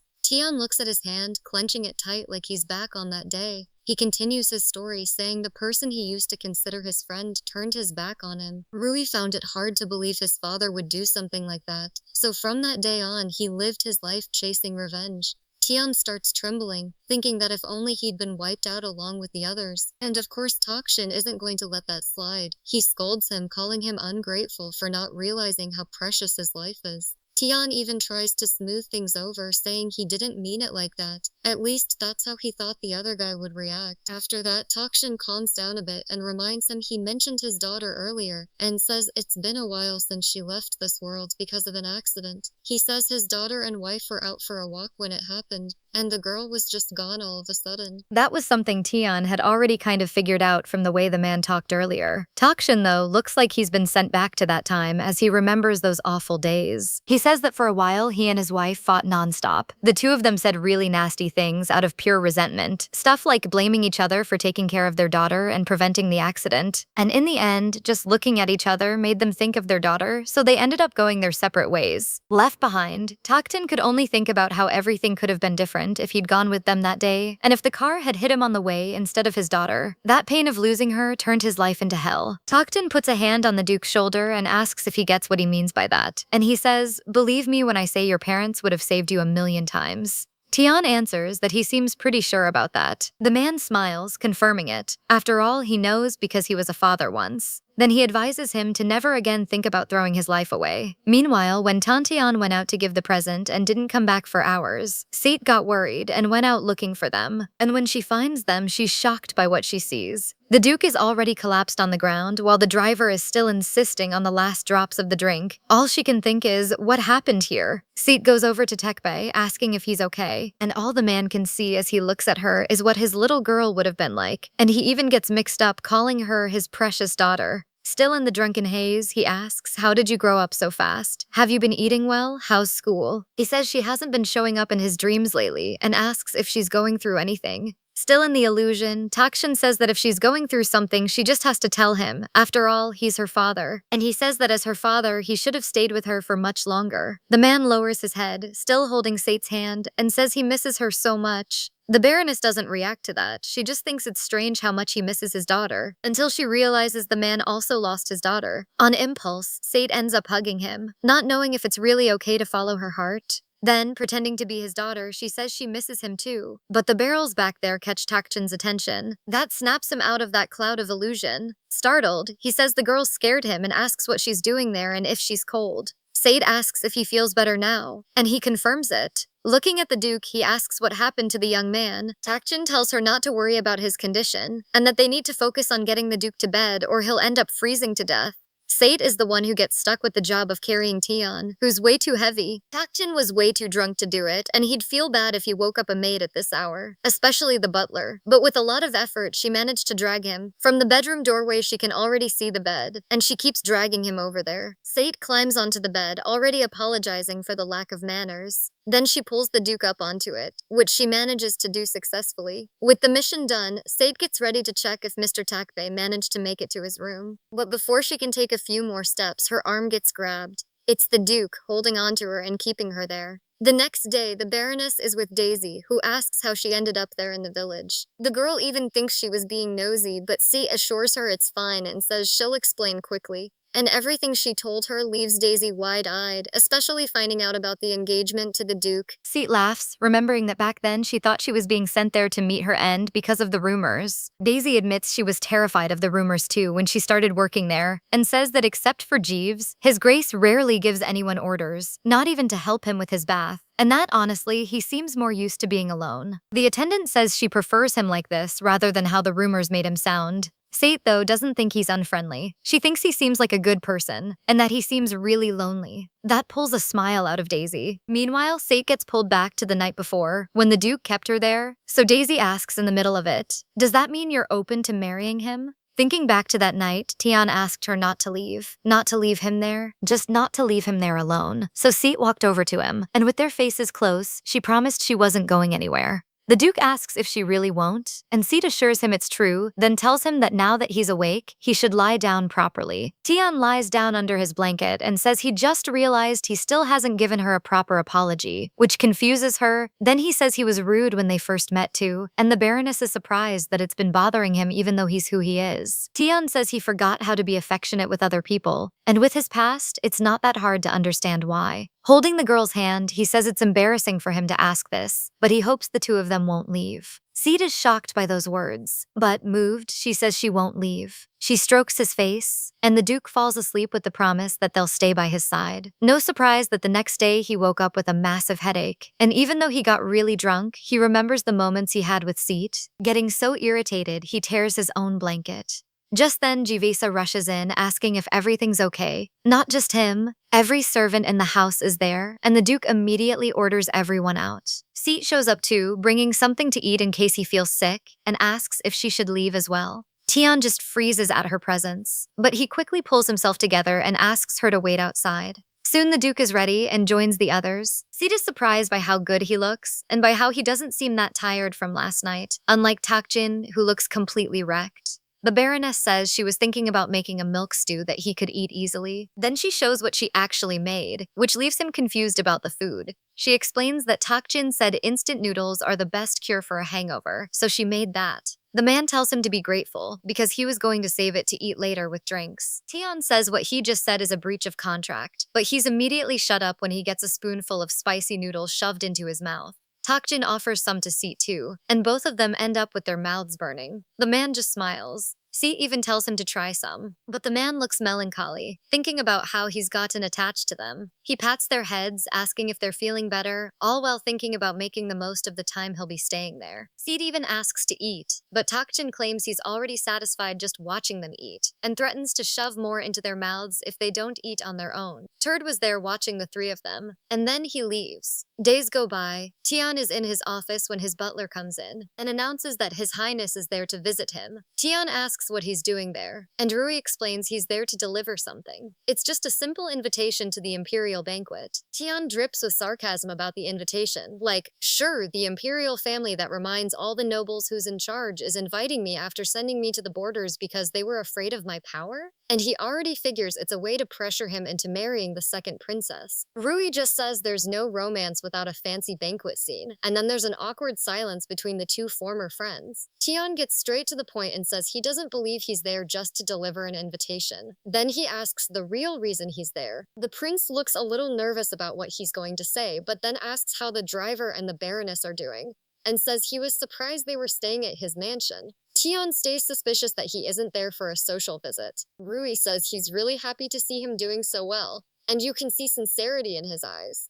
So Tian realizes he hasn't changed at all since he was little, which makes the Duke wonder, am I the only one who changed? Breaking the silence, the Duke explains they won't be staying much longer, and that he agreed to take them to the Saint on Foundation Day, which shocks the prince. Desperate, Rui says he can't do that. Rui says the saint is fake, just as Takjin walks into the room shouting for the Duke. Takjin is surprised to see the blonde guy there, but all the prince says, really quietly, is that she's his sister, like he's explaining the reasons. The two of them find out about the imperial banquet. It leaves them impressed. Even Sate, who's used to this kind of thing, is surprised it's already party season. Rui asks if she's going to the banquet, but she hesitates and says no. Then Sate reveals she hasn't even had her debut in high society. The guys look straight at Takshin, who has no idea what any of this is about. Rui looks at them thinking. He asks why the two of them don't go as well. The two friends exchange high society signals, basically talking about inviting them, and Rui assures them it's fine. Takshin shuts it down and says they should forget it. What's an old man gonna do at a party for young people? Holding his hand, Rui asks him to drop that idea and says he'd love to see him there. He asks him to let him pay him back for giving him the courage to talk to his friend. Mission accomplished, the prince leaves. The three of them say goodbye to the boy, while Takbei rubs his ear in total panic. At that moment, the Duke and the Baroness trade a look that says, "Didn't he say he wasn't an aristocrat?" But changing the subject, the Duke asks if she's interested in going to the banquet, and Sate says yes. It's everything she wants. She'll get to dress up and dance gracefully to the music. Plus, she also heard they serve all kinds of food and award-winning drinks, and that's what catches the driver's attention. Taeyeon says she seems pretty well informed for someone who's never been to one, but what she knows is thanks to what her older sister told her. Sate says she used to tell her everything about the parties she went to, and little Sate would always listen with her eyes sparkling. The look she has now seems full of sadness. Taeyeon notices but doesn't say anything. Takshin, meanwhile, is only interested in going for the drinks.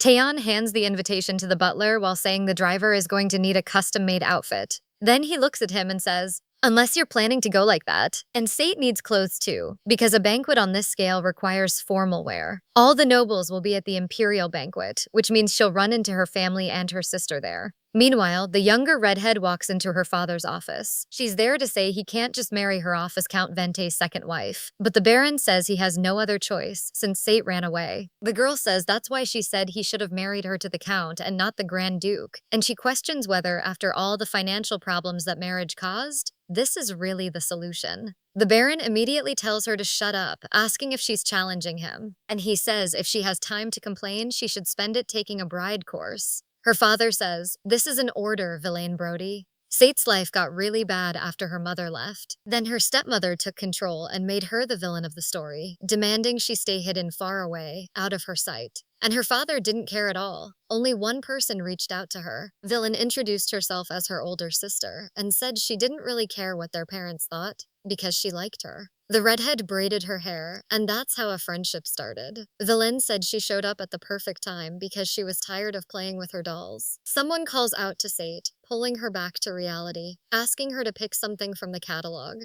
Because Sate ended up being invited to the banquet too. But it wasn't just a simple invitation. The Duke begged Sate, saying he couldn't handle that beast on his own. That's why she was pressured to go too. He's already ready, wanting to wear the outfit he got as a gift along with the brooch, and he just needs to pick pants that match. The stylist says it won't be a problem. He'll just need to adjust it a bit. With a mischievous smile and his mind racing, he turns his gaze to the next victim, obviously Sate, and the Duke just watches while the redhead fires off a bunch of compliments at Sate, saying he'd been looking at her since earlier and thought her silhouette was absolutely stunning. Sure, she's going to kill it in any dress he makes, and he guarantees all the spotlight that night will be on her. So Taeyeon has to set some boundaries. The dress fitting starts. The first one is the classic favorite among noble ladies, fabulously voluminous and decorated with beautiful white lace. The next one is purple, with a seductive tone that goes great with accessories. The green dress is gorgeous too, but they have to change it right away. That's when Takshin gets the idea to take some photos. He snaps the first shot,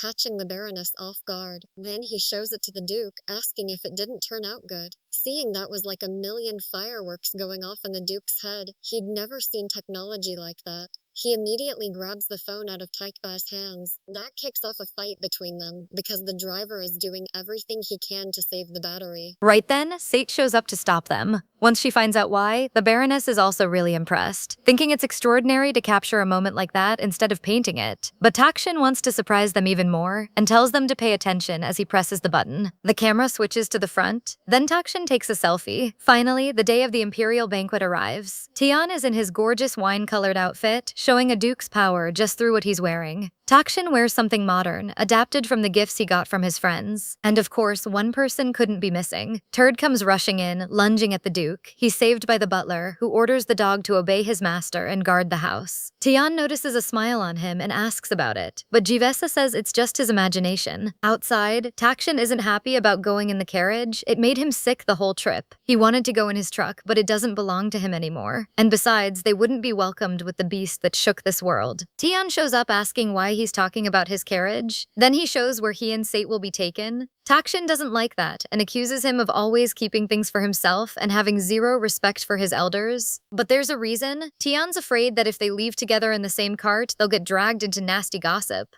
Just then, Sate shows up apologizing for being late. She explains the maids wouldn't leave her alone. She says it's her first time dressing like this and asks the guys how she looks. At least from the Duke's face, you can tell how impressed he is. Sate is wearing a beautiful long pink dress that matches the shirt Takbei is wearing. Speaking of him, the guy doesn't waste any time handing out watches. Tian, meanwhile, can't stop admiring her. Still, the only thing he says is that since everyone's there, they should leave already. Then he turns his back. Sate hurries to start walking, but there's a problem. She's not used to wearing something this tall, until the Duke offers her his hand, and the girl accepts, really grateful. He still doesn't look at her. Sate, though, is blushing just from that little touch. Either way, the Duke helps her up into the cart, while Takshin watches the whole thing thinking, "Are you kidding me?" After a while on the road, the imperial palace comes into view. It's so huge, shiny, and luxurious. Sate looks emotional because she never imagined she'd ever visit a place like that. Apparently, it was worth it, even if she had to squeeze into the cart. Takshin smiles at her. What matters is that the girl is happy. As expected, the hall is already packed with the invited nobles, and soon Duke Tantian joins in. The moment he walks in, he becomes the topic of the banquet.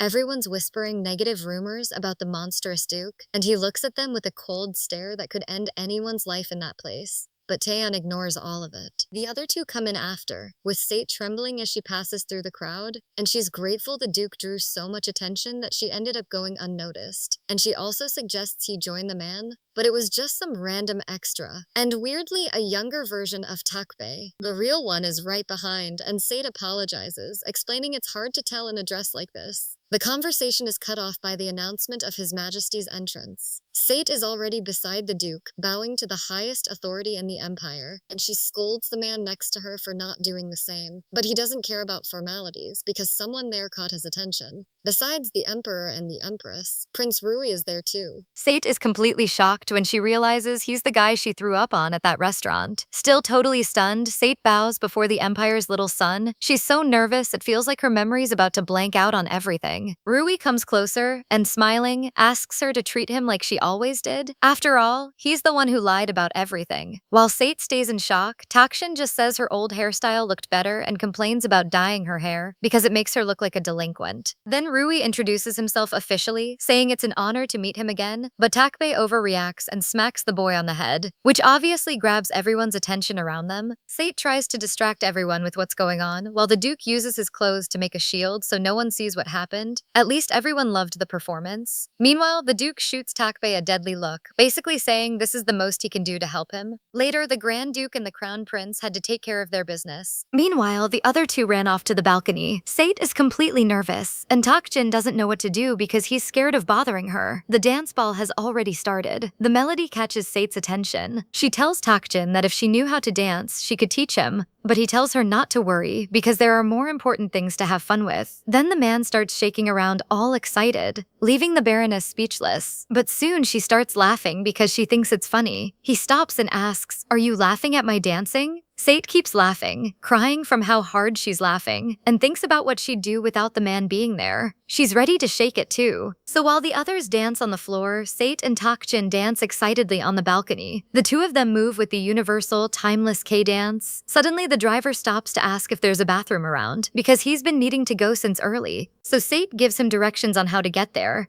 Then she offers to take him, but obviously he refuses, not wanting to be treated like a 5-year-old. So Takebei rushes off in search of the bathroom. Sate watches him go with a small smile. Now alone, she decides to take in the night sky, to look at the stars as bright as her eyes. And she thinks about how, before she arrived, she was more anxious than excited, but now she's grateful she wasn't alone. That makes her remember that the moment is coming when Takjin will have to leave. And she doesn't understand why she's sad, since she was the one who offered to help him get back to his world. At that moment, someone she hasn't seen in a long time. Sate immediately turns around, finding Villain standing there, staring at her. Earlier, the redhead was with her father and another nobleman who was praising her. She seems happy about it, but deep down she's completely irritated by the situation. Then something caught Villain's attention, noticing Sate there juggling, and then she notices the girl with the prince, the duke, and another stranger. As she looks at her younger sister, an idea crosses her mind. Villain calls her father and asks if they can talk. The two talk, and the redhead says, shocked, that she saw Sate laughing and having fun like nothing was wrong. The Baron saw her, though, with the Grand Duke and says he's so in love with Sate that he brought her to the banquet. So he asks her not to provoke Tian and to stay out of trouble, because this could be the change they've needed for so long. But Villain isn't satisfied with that and tries to protest, only for her father to tell her to be quiet because there are more urgent problems. So the redhead realizes that maybe her father wants her to replace Sate. Following her plan, Villain greets her little sister. She says she didn't expect to see her again after she ran away from home, and hearing that, Sate apologizes with a sad, guilty look. But that reaction doesn't last long, because her sister says it was a nice show she put on earlier, and that the Grand Duke definitely can't be as cold as people say. Sate is surprised she saw it, and Villain reveals she also saw her doing those weird dance steps, making her little sister turn red as a pepper. Villain comes closer and, holding her hand, asks her to marry the Duke, because after her running away, the family is on the edge of ruin. The redhead pressures her and asks,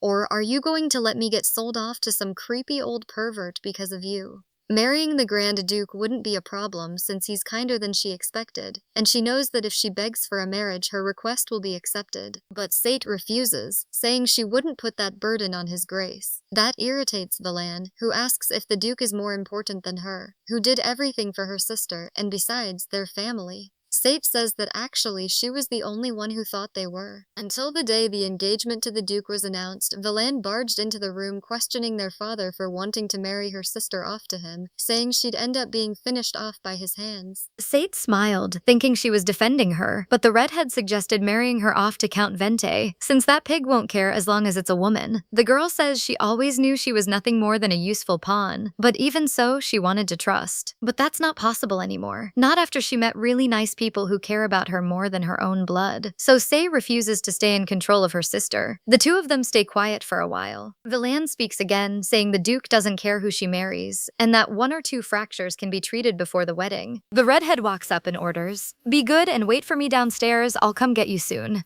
Sate is confused, not understanding what she's planning. With an evil smile, Villain says, "Now they're gonna think you ran away from the Grand Duke too, you ungrateful brat." Then she pushes her sister. Sate goes into free fall, and when she opens her eyes, she's surprised she isn't feeling any kind of pain. And she also wonders what this soft thing is that cushioned her fall. Then, when she looks back, she's shocked to see Turd down there. Surprised, Sate asks the animal what he's doing there. Somehow, the animal managed to sneak into the carriage, and of course, leaving the butler behind completely desperate, thinking he's going to lose his head if he can't find him. But in the end, she's happy he's there and thanks him for saving her. Up above, Villain stares at her, stunned, trying to understand how this is possible. Oh, and of course, wondering what a dog is doing there. The redhead panics, knowing this is going to be bad, so she needs to fix it before the Grand Duke finds out. She leaves so she won't get caught at the scene of the crime, leaving behind her younger sister, who she just threw off the balcony. Turd starts tugging at the girl's dress, and she realizes she really needs to get out of there. But first, she needs to do something about her dress. So she rips off the decorations and leaves her shoes behind. Then she and Turd run off freely. Meanwhile, Taikbei has just come out of the bathroom feeling a lot better. Now his new problem is getting back to where he was, but it's a complicated mission when all the hallways look the same.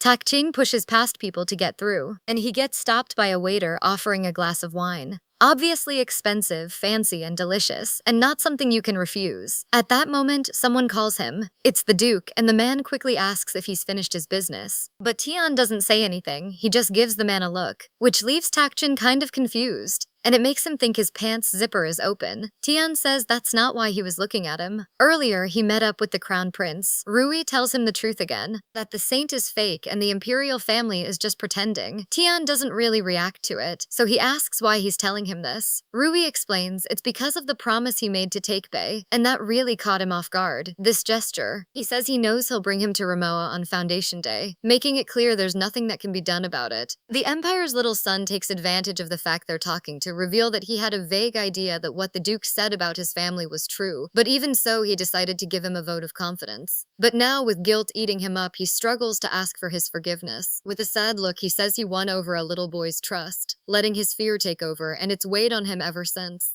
Tian reminds him that they were both little boys back then, and that the prince is only 1 year older. Rui says he saw him spend time with those two and realized how they changed him. He says he wanted to tell the truth because he cares a lot. Tian says, then you should know I want revenge against the imperial family, and asks if he isn't afraid of what he'd do with a secret that could ruin him. Rui sighs and says he knows, but he's trying to make up for his past mistakes. Now Tian sighs, remembering that bitter conversation. At least Takebe has a way to kill the bad vibe and says they should go back to the ballroom. But when they get to the balcony, he can't find Sate. The man looks around, searching for the girl. Tian also looks, searching for any sign. In the end, he finds the Baroness's dress decorations. His expression turns serious and threatening. Meanwhile, as Sate runs, she wonders what she's doing, realizing she should maybe ask those two for help. But then she remembers the Grand Duke prepared a separate carriage, which makes her think it's because he doesn't want the two of them to be seen together. Since she ran away from home, she's met some really great people who actually care about her more than her own relatives do. So she can't doubt them, and she knows they'll be happy to help her. And honestly, in a situation like this, trusting the right people is the right thing to do. With that decision, she tells Turd she's going to hide in the wagon, and she trusts the animal to go get help from the Duke and the driver. So they split up, each going their own way. Sate stays quiet in the wagon, waiting, until she realizes maybe it was a bad idea. The girl starts shaking with fear, but she pushes those thoughts away and comes up with another idea. Even though she thinks it's not appropriate, she plans to hide in the Grand Duke's carriage. But right then, Vilaine ends up finding her. The redhead puts a hand over her sister's mouth to hush her and tells her to come with her, saying it's time to go back home. Meanwhile, her friends are out looking for her. Takjin notices the Duke's look, like he wants blood, and tells him to calm down. Suddenly, they see Turd arriving. Not wanting to waste time, the Duke jumps off the balcony. Then he tells Takjin to do the same, and the driver just says, "You've got to be kidding me, right?" But he still goes along with it. Only he messes up where he grabs on and is about to fall. Takjin falls, but the Duke's strong arms catch him. After staring at each other for a moment, Takjin asks him to put him down because he's not liking this either. They follow the dog. The Duke looks like he's in a terrible mood. While Takjin tries to keep his breath to catch up with them, then they stop. They find Sate being taken away by her relatives. Sate looks back and sees them there. In an authoritative voice, the Grand Duke says, "How dare you? Do my words mean nothing to you, Baron Brody?" The Baron throws himself to the ground, saying it has nothing to do with him and that it was his daughter's plan, claiming that even though he talked to her, the girl didn't listen. While Vilaine gets irritated at her father for dumping all the blame on her. Scared, the redhead says she can explain. Tantian has that deadly look. Then she kneels in front of him. Meanwhile, Takjin is worried about the girl, asking what happened. Sate runs into his arms, really emotional, saying she knew they'd find her. Seeing the scene, the Duke tells the three of them to come back with him. He surprises them even more by carrying the girl, even though Sate protests,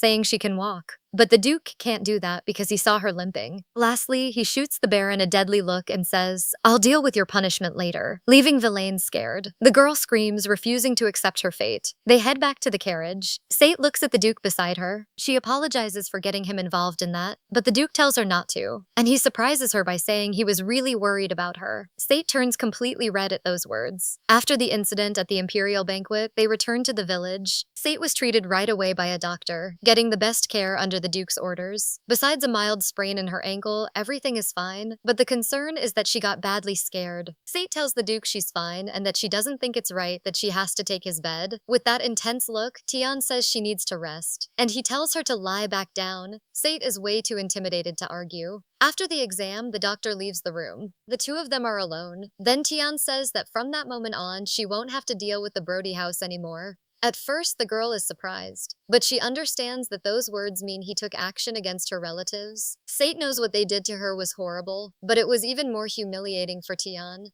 After a moment of silence, the Duke stands up. and says he's leaving because he has unfinished business to take care of. Before he goes, he turns back to order that her full recovery is his top priority and tells her to lie down. Daisy carries out her mission, taking care of the Baroness while she shoves a super creamy soup into her mouth, even though the other girl says she can eat by herself. While she's being fed, Sate thinks that at least her relatives are out of her life and they're definitely in ruins, but it turns out she isn't happy about it. Actually, she feels bad. Sate flops onto the bed, feeling really awful. Daisy has to bring Takshin to take a look, and he realizes it's indigestion. Luckily, he has the perfect cure for that, so he pulls a needle out of his pocket. The girls go on alert, wanting to know what he's going to do with the needle. With a scary look, Takshin says, "I just need to take a little of her blood." Daisy freaks out, saying he can't do that, but Sate surprises everyone by holding out her arm and says she trusts the man. Takshin comes closer and pricks her finger with a needle. Sate is even surprised that that's all it is. At least it was enough for the driver to see her dark blood.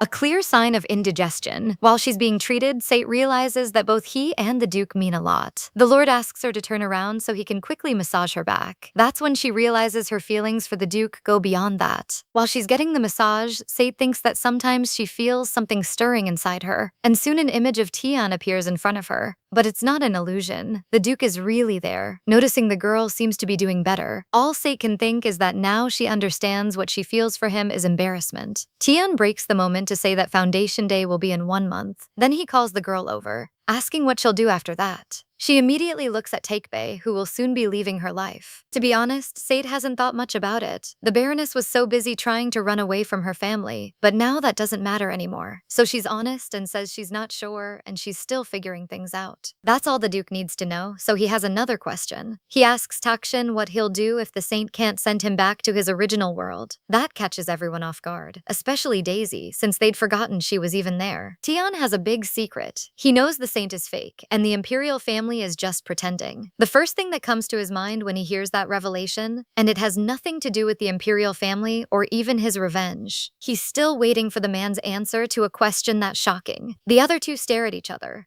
Takjin doesn't have an answer to that, because that isn't even an option. So the two of them just look at each other, and Taeyeon says it's just a joke and tells him not to take it seriously, which wasn't funny at all to the others. Takjin scolds him, saying to watch his words before they become real. Taeyeon says not to be stupid because there's no way that could happen, and he gets scolded again by the Lord for talking back like a brat. Meanwhile, Sate just watches, amused by all of it. But at the same time, she seems worried. Daisy, though, keeps a tense look on the Baroness, begging to leave. A few days pass, and Sate is still stuck in the same situation because the Duke wouldn't allow it. But when she finally got out of it, she went straight to the library. At that moment, Sate closes yet another book. She's already finished most of the ones that seem relevant to Takshin's situation. But even so, she still couldn't find a single piece of information that was actually useful. The deeper she digs, the more she thinks this strange phenomenon can only be solved by the Saint. So she thinks about it. What if even after finding the Saint, Takshin still can't go back? That makes her think it means they can stay together on the Grand Duke's estate. She goes even further, imagining them as a family, and the Lord living many years with them, all the way to the end of his life. After all, Takshin doesn't have a family to go back to either, like she does. But thinking about it leaves her with a sad look, wondering when she became so selfish. Meanwhile, the Duke is training outside, taking down his target easily. He's also thinking about the same thing. Tion is afraid that telling the truth will leave Takshin disappointed. But maybe if the man realizes leaving this world is impossible, he'll end up like that. So, like Sade, he imagines the three of them living together, and the same ending as hers. It makes him feel like the biggest selfish person. At the same time, Takshin is having his own moment, in a tight match against the butler. Once again, Jaivisa won. To Takshin's shock, he thought he'd never played chess before. Turns out it's really similar to another game the butler knows, so it was pretty easy to learn. With a friendly smile, Jaivisa invites him to another match. So, with mixed feelings, everyone waits for one thing: Foundation Day. By then, Takshin has already lost everything in a chess bet. It's crazy how fast time goes there, and in the blink of an eye, the long-awaited Foundation Day arrives. Takshin is wearing a traditional hood while looking at his old companion. Then they call him, asking if he's ready to go. The Duke and the Baroness are there, along with Turd. Soon, Sade explains it's just for company since she won't be able to see the Saint, and she says that since Takshin is leaving forever, they want to say goodbye together.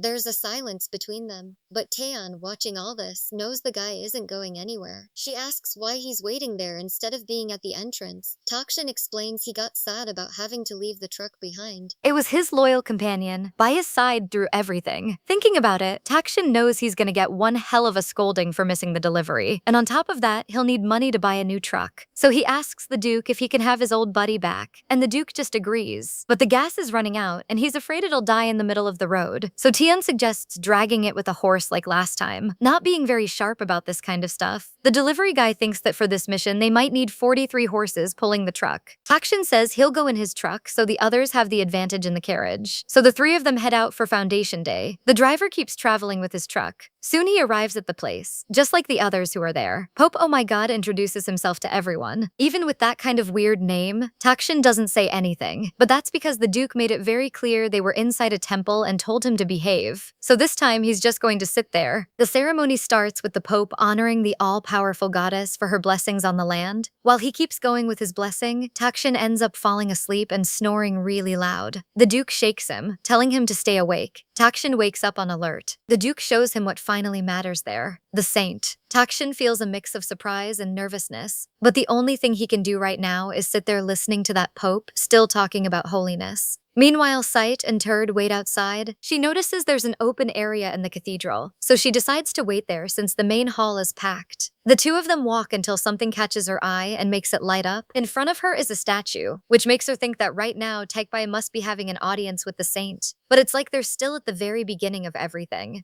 Back to Sate, she believes it's time to say goodbye, and maybe Turd understood the same thing. Anyway, she kneels in front of the image and puts her hands together to pray. In that moment, she's taken back to an old memory of her mother. Little Sate says she doesn't have to work the next day, so she'd like her to play a bit. She asks if by praying from the bottom of her heart, the goddess wouldn't grant her wish. But her mother tells her to pay close attention to what she's about to say. Sate, the goddess doesn't exist, and no matter how much you pray, your wish will never be granted. And she asks her to never pray again, especially in front of other people. Sate does it now after many years and tries to believe that maybe the reason her mother did that was because she had to work so much, and not having her wish granted would end up leaving her disappointed. But now the girl has a reason to believe in the goddess, and Takbe is proof she exists. Sate has the feeling it was the goddess Mareka who sent him to her, so she prays that Takbe, who helped her become a better person, returns safely to his original world. She starts her prayer by calling out to the goddess. Sate does it from the bottom of her heart and is lit up by a divine light. Meanwhile, the high priest is passing by, until a sound catches his attention. Holy Mother notices something is happening with that girl. Something so shocking it makes him open his eyes. Meanwhile, those two finally had their audience with the saint. Takshin walks through the cathedral, really impressed. Soon the path leads them to the Empire's little moon. Ramoa skips the formalities and goes straight to the point, asking Tian who the stranger at her side is. Takshin wanted to comment about skipping the formalities, but he gets that look from the Duke that makes him shut up immediately. So he asks her to go on. Tian starts by saying for her to listen to the man's story and give some guidance about it. Ramoa just notes she's never seen Takshin and asks a bold question. Are you accepting him as your Grand Duchess?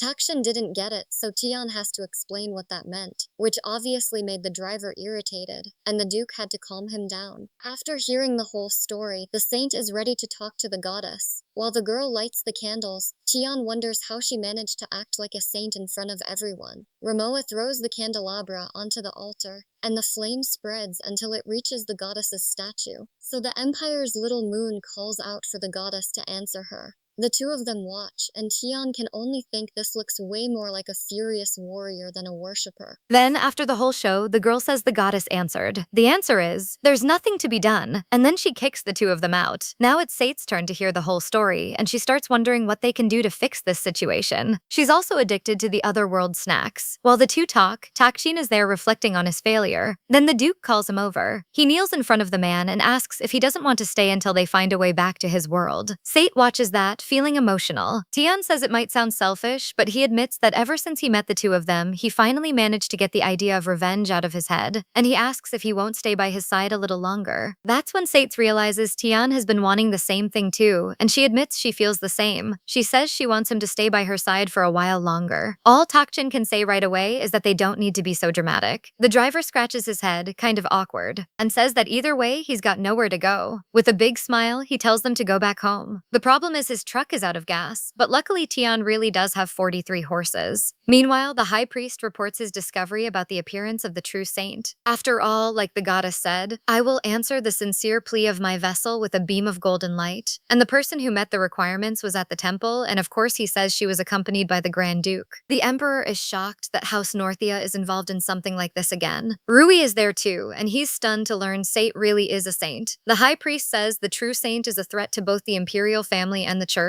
and that he finds that extremely worrying. He asks his majesty if he doesn't agree. The emperor agrees the threat needs to be cut off at the root. Listening and fearing for his friends' lives, Rui asks how he can believe the high priest's words. After all, who guarantees it isn't just his imagination? And that it's too soon to assume the lady has ties to the Grand Duke. But the emperor just says his son is always defending that bastard, and says he's been way too nice to him, so he orders the royal guard to seize the empire's little son. Rui asks him to forgive them. Even while begging his father, the boy is thrown out. The emperor leaves the high priest with the mission of handling the situation however he sees fit, and says he expects good results. And of course he'll do as desired. The emperor just wants none of them left. Meanwhile, the three of them keep traveling by carriage to where Takshin left his truck, which is really far away. But at least one guard stayed behind watching it. Sate takes advantage of them being there and says they need to come up with a new plan to help Takbai return to his original world. She says she finished all the books in the library and asks the Duke if he knows where to find more information. Taeon says he can ask Rui for access to the Imperial Library, and a little hesitant, Sate asks how she dare ask that of the Crown Prince when she's just a fugitive baroness. Then Taeon asks, what if you make the request as the Grand Duchess, leaving her in shock? But then he says it's just a joke, and that he doesn't care who his Grand Duchess is going to be. He makes a bored face like he really doesn't care. Sate says his sense of humor is awful. A terrible tension settles between them, something Takjin would have to deal with. But then the carriage suddenly stops. The Duke immediately gets out to see what happened, and he understands why. Not knowing again, Takjin asks what's going on, but he gets a cold answer from the Duke to stay quiet and not come out of there. The driver just thinks someone got run over. Meanwhile, the Duke is outside, his eyes fixed on the problem. In the forest, several hooded men holding daggers are waiting for him. He says, how bold of you attacking me out in the open. The men notice the Duke is unarmed, so they move in. But the Duke isn't a fool like them, and he draws his blade. Tian is a swordmaster and can swing it easily, dealing with all of them. That's why one of the masked guys thinks about putting him at a disadvantage by blocking his vision. But the Duke's well-trained and immediately sees what he's trying to do. He easily gets out of the smoke bomb. Then Tian catches up to the last one. After he's done with all the villains, he looks around to see if his companions are okay, but he finds Takjin crawling and badly hurt. Takjin tells him they kidnapped Sate. That leaves the Duke terrified and desperate. Takjin gets up, ready to go after the girl, but Tian won't allow it, and promises he'll bring Sate back by himself. So he asks the Sir to return to the mansion right away to get proper treatment. Thing is, while the Duke was busy fighting, the High Priest got into the carriage, and he immediately shoved his hands into Sate. At that moment, Takjin stood up right away, ready to stop him. And that's when he was attacked. The unknown man captured the girl. While she was being dragged away, Sate screamed for him, and in the end, she called him Dad. That's why Takjin is determined to save her no matter what. Meanwhile, Sate is in some kind of abandoned cabin. She finally wakes up, and her friends look for any trace that might show what happened. Tian grabs one of the men who attacked him. Looking closely, there isn't a single mark that shows who he works for. But Tian knows, if they dared to attack the Grand Duke, there's only one faction that would do that, the Imperial family. Looks like that forgotten revenge is gonna have to come back. Soon Takjin joins them, asking if there's any clue where they took the girl, but the Duke tells him to stay still since he only stopped the bleeding temporarily. Even though he has a lead, Tian doesn't understand why the Imperial family would kidnap Sate, so he starts thinking they'll use the girl as bait. The Duke starts trembling, blaming himself for everything that happened, because now someone he loves is in trouble again. Suddenly, a noise from the bushes startles him. He immediately pulls out his dagger, and then the culprit shows up. Turd is there. Tian calls him by name, then apologizes, saying he wasn't accusing him, he was just calling him. The Duke remembers the dog also helped them at that crucial moment at the Imperial Banquet, so he asks if he knows where Sate is. With a sad bark, the animal confirms it, so the Duke asks him to lead the way. Takjin interrupts them, reminding them he doesn't know how to ride a horse, suggesting they go by truck. Tian asks if the gas hadn't run out. Then Takjin answers, if there's one thing life taught me, it's that I can still drive 30 to 50 miles even after the low fuel warning light comes on. The driver gets dragged back to his truck, finding the captain there taking care of things. The two of them get into the monstrous machine, but Takjin notices something. Why is the Duke sitting in the driver's seat? Tian explains he can't drive in this condition and tells him not to worry because he watched him drive that thing for a long time. Taikbei tries to protest, arguing he doesn't have a license, but Tian yells, and with his hands shaking on the wheel, he says he can't lose him too. He says, so trust me and I'll do whatever it takes to save you two. In the end, the trucker accepts it, so things get kind of friendly between the two of them. Takjin teaches the guy how the truck works. Meanwhile, Sate is still in the high priest's clutches. When he saw her at the temple, he thought it was the perfect opportunity. After all, the church is run by a corrupt hierarchy that doesn't recognize talented people, and because of that, he lost 5 times at the conclave. But if he has true holiness at his disposal, he can surpass the Pope and even the Emperor, becoming the supreme authority. And luckily for him, with the reckless Emperor blinded by rage, he put him in charge of finding the saint. Sate wakes up, and when he realizes it, he breaks into a smile. A little disoriented, the girl asks who he is and if her friends are okay. She tries to move, but realizes her hand is tied up. Holy Moly introduces himself to her as the Empire's high priest. Sate thinks that name is weird, and who wouldn't? Holy Moly thinks she's making fun of his name, but then he apologizes for being disrespectful and calls her saint. Of course, Sate finds that weird since the imperial princess already fills that role, but the high priest reveals she's a fake and that the imperial family and the main members of the church already know it. He holds the girl's chin while saying, more importantly, your very existence is proof that you're the true saint. Still confused, Sate says it's a mistake because she doesn't have any great powers. Holy Moly doesn't mind, because if the girl doesn't believe it, all she has to do is put it to the test. And there are 2 ways to awaken a saint's powers. So he explains that the first one is unfortunately hard to test right now, so the second option is more suitable, a more visceral method. It's about the saint's healing ability, as written in the scriptures. As he makes a cut on the girl's cheek, he says her ability should activate when she's on the verge of death. With a twisted smile, he asks, are you ready to begin? The girl is completely shocked and obviously scared. But the platinum-haired guy says he's just kidding, because he doesn't need to test her powers to know she's the saint. The high priest says the emperor was just waiting for a chance to get rid of the Grand Duke, questioning how a ruler can remove people like that out of fear, and that this is corruption at its worst. He says that's why he wants to join forces, so that together they can change the empire. The high priest asks her to join his proposal to protect everyone she loves. Then he holds out his hand, asking her to shake it to confirm, promising she won't regret working together. Problem is, the girl is still tied up. Sate doesn't answer because it reminds her that he hurt someone important to her. The high priest asks if it's the servant with the dirty clothes, and the girl quickly defends him, saying he's a valuable knight. The girl says that even though he talks about corruption, he's there attacking and coercing innocent people to serve his interests, throwing it in his face that he's no different from them. Sate refuses to be in other people's hands, even if that means her life ends there. So she yells that they're not going to work together. But the high priest just looks at her with a pleasant smile because he expected that. With something sharp in his hand, he says he's been kind, and even so she's rejecting his kindness. Raising the dagger, he asks, that makes me wonder how many cuts it'll take for you to please me. Outside, you can hear confused shouting about hitting the brakes. Suddenly, Takjin's truck crashes into the cabin, plowing through everything in its path. The Duke is driving while the driver yanks his hair, and all of it heading straight for Holy Moly. Sate watches all of it, stunned, seeing what happened to the high priest. The truck door opens, with Takjin yelling, asking the girl if she's okay. That makes her remember when they first met. Sate looks at him, emotional, being saved once again by that truck. Takjin runs straight to her, worried about what happened to her face. He helps the girl get free. Now Takjin can finally breathe a sigh of relief, because it had left him completely desperate. Sate says they need to get out of there immediately, but the man ends up collapsing, leaving her panicked, especially when she notices the fluid staining his shirt. She starts screaming for him. Meanwhile, Tian is dealing with the airbag that went off, obviously annoyed, thinking Takjin did it. Both he and Turd jump out. As soon as he pulls himself together, he hears Sate's screams, and only one thing runs through his mind about what's happening. Tian immediately goes into the cabin, finding Takjin lying on the floor. He doesn't want to let it be like this. Sate is crying a lot. The Duke looks at her in despair, feeling the same pain of loss. Sate screams for the driver while her tears fall like a waterfall. Outside, the high priest is lying there, badly hurt.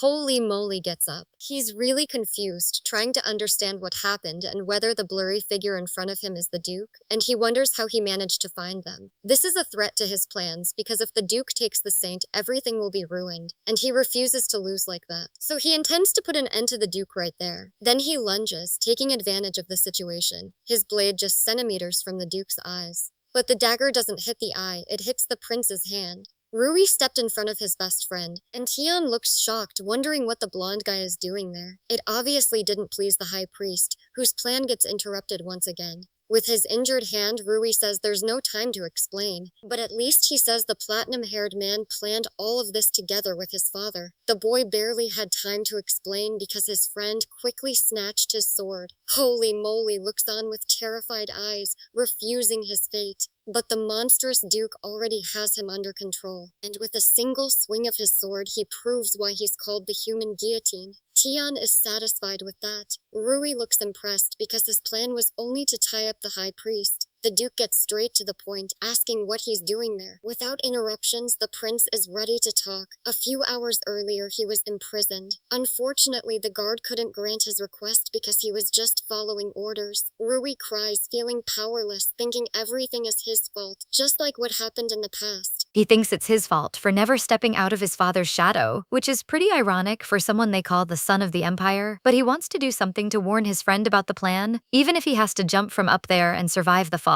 Suddenly, something happens that grabs his attention. Then the door opens. Roe has no idea what happened, but he uses the chance to escape. He was searching the nearby area when he heard a loud crash, so he went over there to see what it was, and that's how he found them. After finishing his story, Roe asks where Sate is. Tian flinches when he hears him ask about Takshin, but something makes the prince drop to the ground. His eyes go wide, shocked that what they said is true. What Tian sees surprises him too. While she prays, Sate is lit up by a golden light, and her eyes turn golden too, like the sun itself is inside her. The light is so intense it blinds both of them, but it's even stranger for Takshin because he suddenly wakes up, wrapped in the strong light, floating. He gets up and looks around, thinking he's dead, but a voice says he's not. It says, "Nice to meet you. I'm the one you've been looking for, and I'm the one who can send you back to your original world." Finally, Takshin is standing in front of the goddess. He asks if this is because Sate is a saint and the goddess can reveal herself because certain conditions were met. The goddess says it's like the high priest said, and the saint has to meet certain conditions: her blood, her tears, and a prayer. The goddess says that even though she can explain through the saint how she ended up there, it's kind of a long story. So that's why she called him into Sate's subconscious. Takjin is surprised to learn where he is, and while messing with a few loose, shiny strands, he gets why. But actually, those are just the goddess's hair strands. Takjin calls her closer. He grabs her hair, saying it's distracting. Now he can finally focus on what she's saying. The goddess starts talking again after that huge bit of nerve. Mareka, the all-powerful one with the ability to see the future, explains that the only way to use her abilities in this world is through a saint as a vessel. So she chose a human who could fill that role and gave her high status and authority. Then one day, a certain human took only his weapon to face the goddess, but since he needed his people's support, he decided someone else would replace the saint. So he had no idea that an illegitimate child with saint blood running through their veins was living among ordinary people. Afraid they'd be wiped out by that man's rage if their sacred blood was discovered, they kept their powers secret, while the goddess herself was cut off from this world for about 500 long years. Now Takjin can actually pay attention to everything with the goddess's hair pinned down. Knowing how the story ended, he says, "So you're not that powerful after all."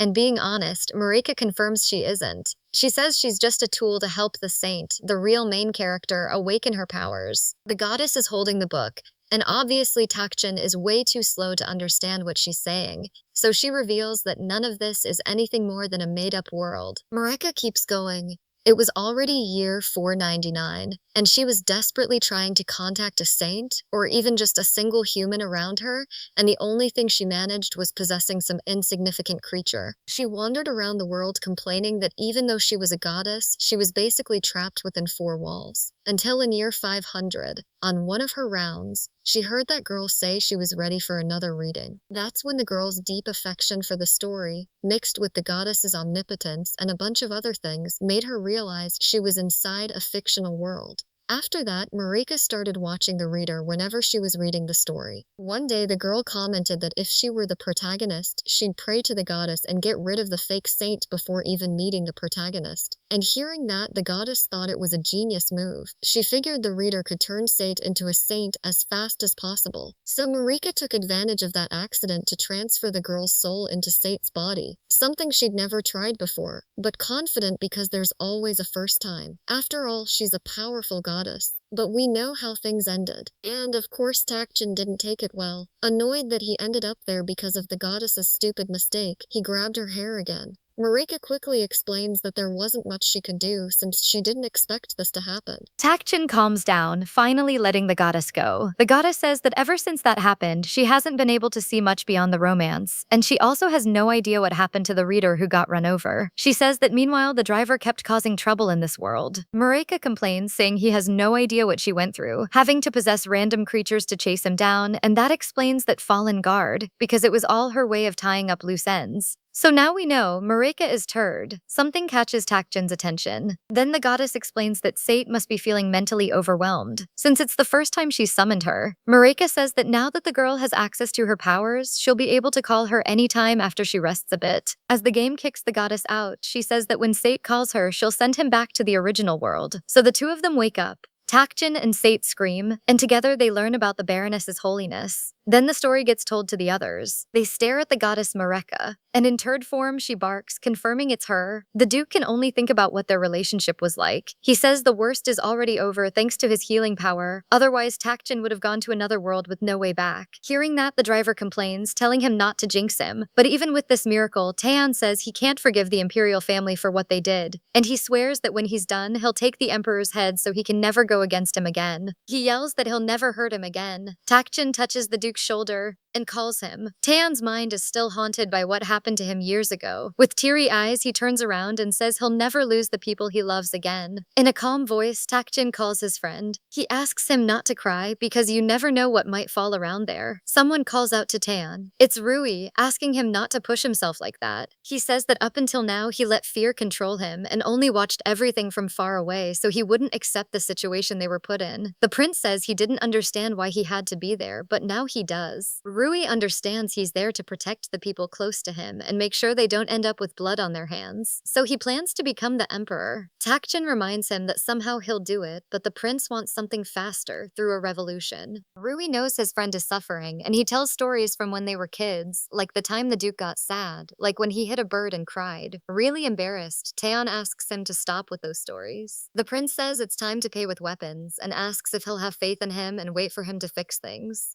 Taean looks at him, still red with embarrassment, but he ends up agreeing. Then, after leaving the necessary care in place to deal with the consequences, the three of them return to the village, and Jivisa wonders why every time they come back, they bring chaos with them. Together, they talk about how to get back to their world. Sate also wants more details, since she doesn't remember much of what happened. Mareka is paying close attention to the conversation, anxious to see if Takjin will say they're just characters in a romance novel. A little panicked, Takjin says it was an accident. For sure after that, the goddess's reputation won't be the best. Oh, and he almost forgets. Then he tells Sate that when she feels better, she can tell the goddess to send him back to his world. That surprises Sate. After that, 2 weeks go by. At that point, Takjin is taking care of his old friend, wiping here and there. A voice says he tried everything, but there was one thing he couldn't fix. It's the Duke standing there. Takjin is chill about it, happy that at least his truck got brought back, all thanks to the 43 horses. And he asks Taean to thank the animals for him. Since they're alone, the Duke asks if he doesn't want to go back home. Takjin says he doesn't know what Korea's situation is like right now, so he plans to go back soon. Something catches the guy's attention. It's Sate standing there. When she realizes she's been seen, she pretends she has a headache and feels a little dizzy. Pointing at the fountain, the girl says that if they play in the water, maybe she'll feel better. Then she asks the driver if he doesn't want to stay with them. Takbe looks at her with a small smile and says maybe she wants him to accidentally stay there with them. Either way, he agrees with the saint's idea of playing in the water. Soon, night falls. Sate is curled up in her bed, thinking that things just aren't right. After all, she knew from the start that she'd have to separate from Taekbai, but she understands she needs to talk to the goddess, and she'll do that the next morning. Then she hears someone knocking on the door. someone who really wants a moment. Sate gets up, and when she opens the door, she asks why he's here at this hour, and she waits for the Duke's answer. The Duke is let in. Sate tells him to make himself comfortable in the room, and he does, lying down beside her. And well, there's no way to get more comfortable than that. Taeyeon sits on the bed and says he was worried she had a lot on her mind because of everything that's happened these past few days. Sate looks at him with teary eyes and asks if he already knows. She says she still hasn't fully recovered and she's ready to call for him. The Duke stays silent for a while, and turning his gaze to the night outside, he's ready to talk. He talks about when she was kidnapped and Takjin got hurt, how that was when, for a moment, he thought he was really going to lose him. And strangely, that made him realize there are people in his world who care about the driver just as much as he does. We know a bit about Takjin's life, admiring the family photo he used to have, driving a lot until he delivers all the packages, meeting up with his friends for a good night of drinking, and then passing out drunk on the couch. Sate cries, knowing Takjin has people on the other side. But the idea of never seeing him again is unbearable, and she's afraid he'll disappear from her life from now on. Taeyeon holds her hand and says that together they can get through this. He says they'll do it whenever they visit the capital, take a walk through the forest, or even when they eat something spicy. Either way, they'll have lots of memories to look back on. With tears in her eyes, Sate says she'll remember Taekbai for the rest of her life, and the Duke agrees. Suddenly, Sate throws herself against the Duke, and he makes the noble gesture of hugging her while she cries a lot. The result is his clothes soaked with tears. Soon morning comes. Then they ask Takjin if he's ready. All the important people he had during the 6 months he stayed there are there. Sate looks at him, emotional. Takjin comes closer, saying what he's about to do is nothing. He takes off his hat and puts it on the girl's head. With a smile, he says it's a gift. The prince wants something too, but Takjin tells him to buy another one since he has plenty of money. Face to face with Sate, the driver tries to calm her down, saying crying doesn't make people pretty. There's not much to do about the prince, who's melting into tears, crying that he didn't get to spend much time with the man. The prince goes up to him and hugs him. Then Takjin says to the other one, "Stop looking like that and come here." And that's for the Duke, who's trying to hide it. At least Sate doesn't waste time. The girl joins in for the hug. Soon Sate begins the ritual, and she prays fervently to the goddess. As she does, she's flooded with the good moments she had, and that's how she says goodbye to her savior knight. All the light covering Takjin disappears. He's finally back.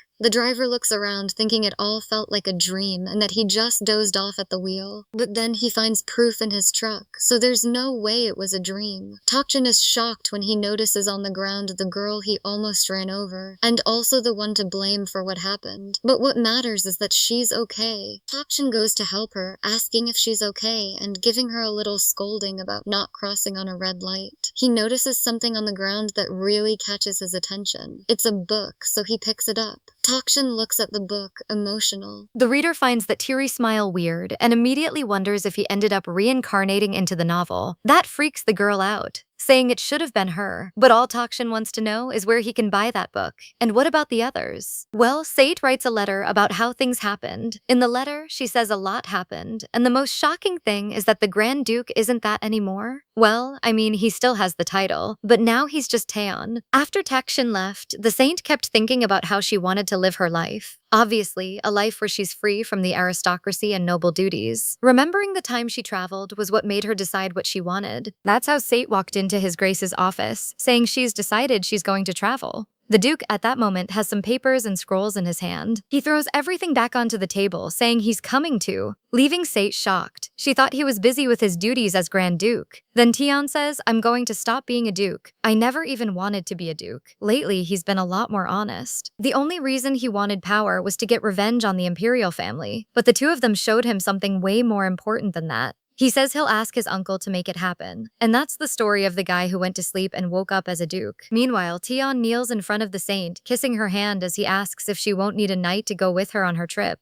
leaving her confused. With sincere eyes, he asks her to hire him. All Sate says is that she doesn't have money for that. One thing led to another, and in the end, Taeyeon joined the trip. Now together, Sate says they should visit the imperial family because of the goddess's warning that a flood would happen in 6 months, so they need to prepare for it. Taeyeon asks if she can't just send a letter like the other times. The thing is, it's a serious problem, but Sate doesn't have much time to think because the prince distracts her. Either way, they had to do it, and that's when we learn about Rui. The little son kept his promise and became the emperor. Apparently, he convinced a lot of influential aristocrats and took the throne earlier than expected. Ramoa is also by her brother's side, even though the real saint, Sate, ended up rejecting that role. So, to keep chaos from spreading, the Empire's little moon keeps acting as the saint. She admits she was annoyed by Rui's little habits, but now that she's not trapped anymore, she can keep pretending without any problem. Sate keeps updating things in the letter. The two of them are ready for another trip. So Sate hopes her letter makes it to Takshan. Marika appears, asking if she wants to send the letter, which surprises Sate since they wrapped up the story with a happy ending. She suggests something bolder. What if they went to his world? After all, she's the powerful great goddess. Now we're going to learn a bit about Takshan. Well, he still has that selfie as a souvenir from his adventure. He's just a regular middle-aged guy in Korea who works as a truck driver making deliveries. Like usual, he finishes another hectic day, but it was only late at night, on his way back home, that his life got weird again. He gets out of the truck to complain about the high beams, saying he almost got transported to another world again. But his expression changes when standing in front of him is the one who always called him Takebe. Alright, that's it for now, guys. What did you think of this story? Because honestly, I need a moment. This manhwa came out of nowhere and just absolutely got me. But what do you guys think about the chemistry between these two? Because I personally love a romance that mixes a little tension with a little humor. One second he's being all cold and unreadable, and the next she's accidentally calling him handsome to his face and pointing at some random extra to cover it up. Like, that balance is so good to me. It keeps you on your toes the whole time. And okay, can we appreciate for a second how different this story is? Because we've seen a million isekai plots where someone dies and wakes up in another world, but a 53-year-old South Korean truck driver just showing up in the middle of a fantasy empire, completely clueless, thinking everyone around him is filming a movie. It makes everything feel more real somehow. Like the story is grounded in a way that most romance manhwa just isn't. Drop it in the comments. Did Tion win you over from the beginning, or did it take a while? Because I feel like everyone has a different moment where they just fully flip for him. This was Mr. Delivery Night up to chapter 39. Like and subscribe if you want the continuation, because we are so not done here. Kisses, and see you next time.